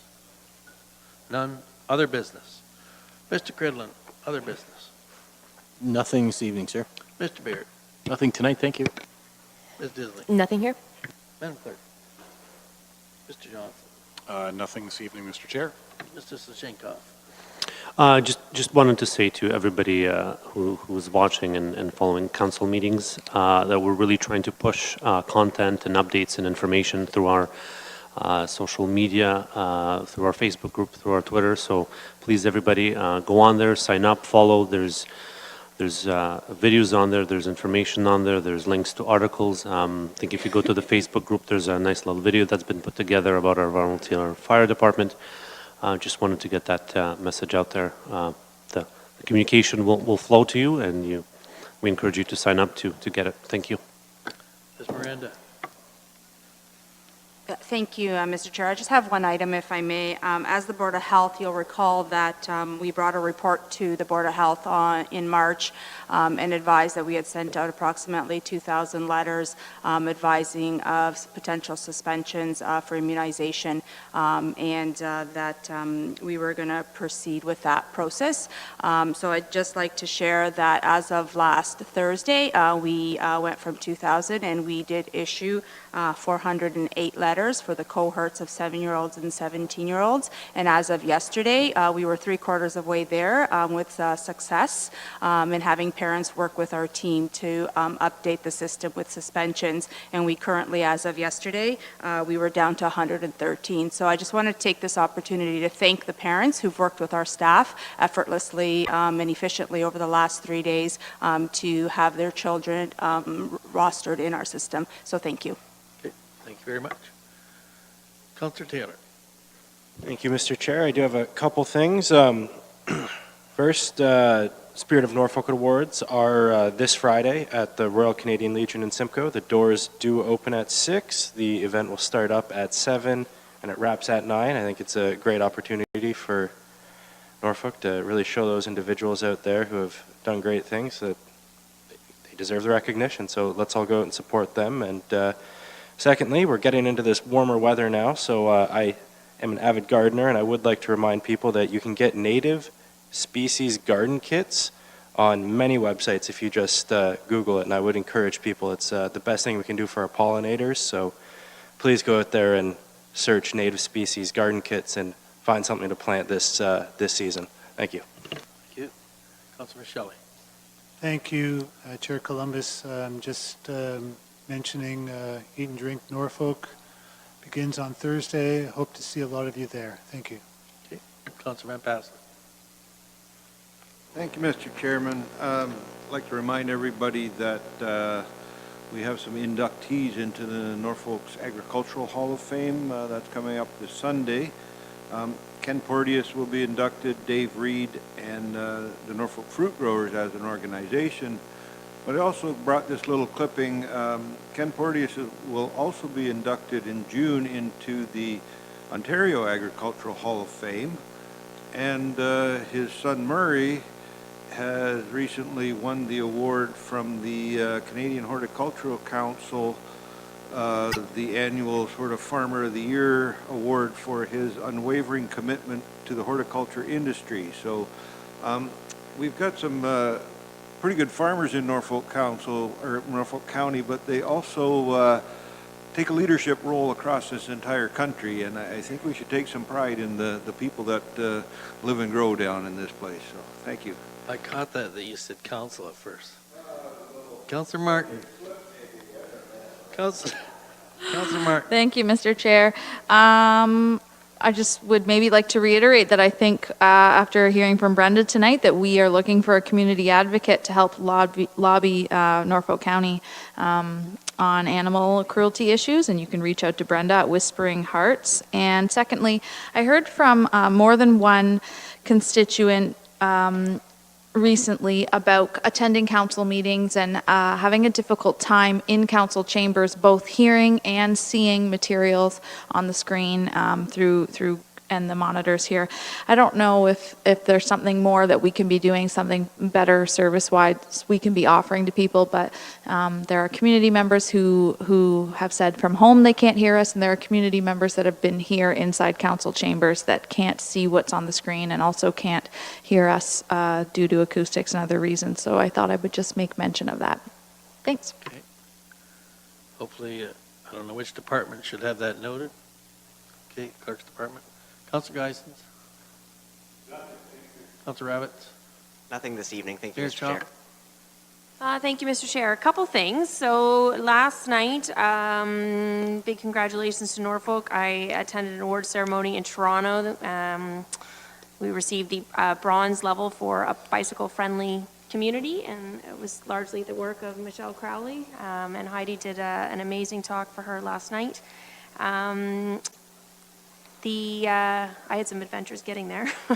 The second part, Carrie Sinkowski, who is here this evening, and Two Tails Media team. An email was sent out to everybody. They have asked for some counselors to be available this Thursday, as well as anybody else that might want to join in. And I'm kind of thinking there might be some people in your departments, especially yourself, James, some of the younger crew. They're going to do some promotional videos for the soccer tournaments that are taking place this summer for the migrant workers. And the third point, and maybe a head nod from council, I think everybody will be in agreement, but Eastlink, that airs our council meetings, has offered to place them free of charge on demand, so that you don't have to be watching at that moment. And they're doing it for another municipality already, and they said they would just be willing to do that if provided we were up for it. Great. I'm assuming everybody's up for that, so Thank you. I will let them know then. I have two items, and had a couple of communications this past week whereby young students couldn't do their homework, they said, because they couldn't get good broadband service, and it's putting them behind. They can't complete the reports and things, so maybe yous have had that too. I know right in the Cedarville Village, bad interception, town of Cortland, bad interception, and it's in many, many spots in Norfolk. So I just wonder, what the federal government's already announced that they're going to be putting more effort towards broadband, and I think the provincial budget's coming up. Hopefully they'll do that too. So is there any update from the SWIFT program, Mr. Michele, Councilor Michele? Yes, Mr. Columbus, thank you. Through the chair to everybody else. I attended a two-day SWIFT board meeting last weekend, and I'm not at liberty to disclose any of the conversations we had because it was a closed session. But we are very hopeful that the provincial budget on the 11th will contain some very good news for rural municipalities in the area of fiber optic and connectivity. So that's what I'm looking forward to the budget for. Well, that's Thank good news. Maybe these students can get their homework done. Yes, but if they have internet, they might be on Netflix anyway, so we may not win. Okay. The other question I had was from a farmer down in the south end, Councilor Van Passen's ward, actually, about the intersection at Turkey Point Road, County Road 10 and the 24. It's a fairly wide intersection, and it's pretty dangerous. A lot of vehicles in there in the summertime. And they asked me whether, Mr. Baird, your department can look into putting traffic signals there, or else a turning circle. Any thoughts on that? Yeah, Have you had any? through the chair, that would be a great location for a turning circle. We've talked amongst staff, and I think we might be putting something forward as a capital project in the near future, because the county does own considerable land holdings there. Roundabouts generally require a bit more land than a simple intersection, but it is a very high volume intersection, and it would be a great candidate. Okay, I will pass that on, that we're going to be working on it. Thank you. Because he has, there's a lot of farm equipment across there, and it's pretty dangerous. He indicated that there were 2 or 3 accidents a year at that location, primarily in the summertime. Anything else? No, if not.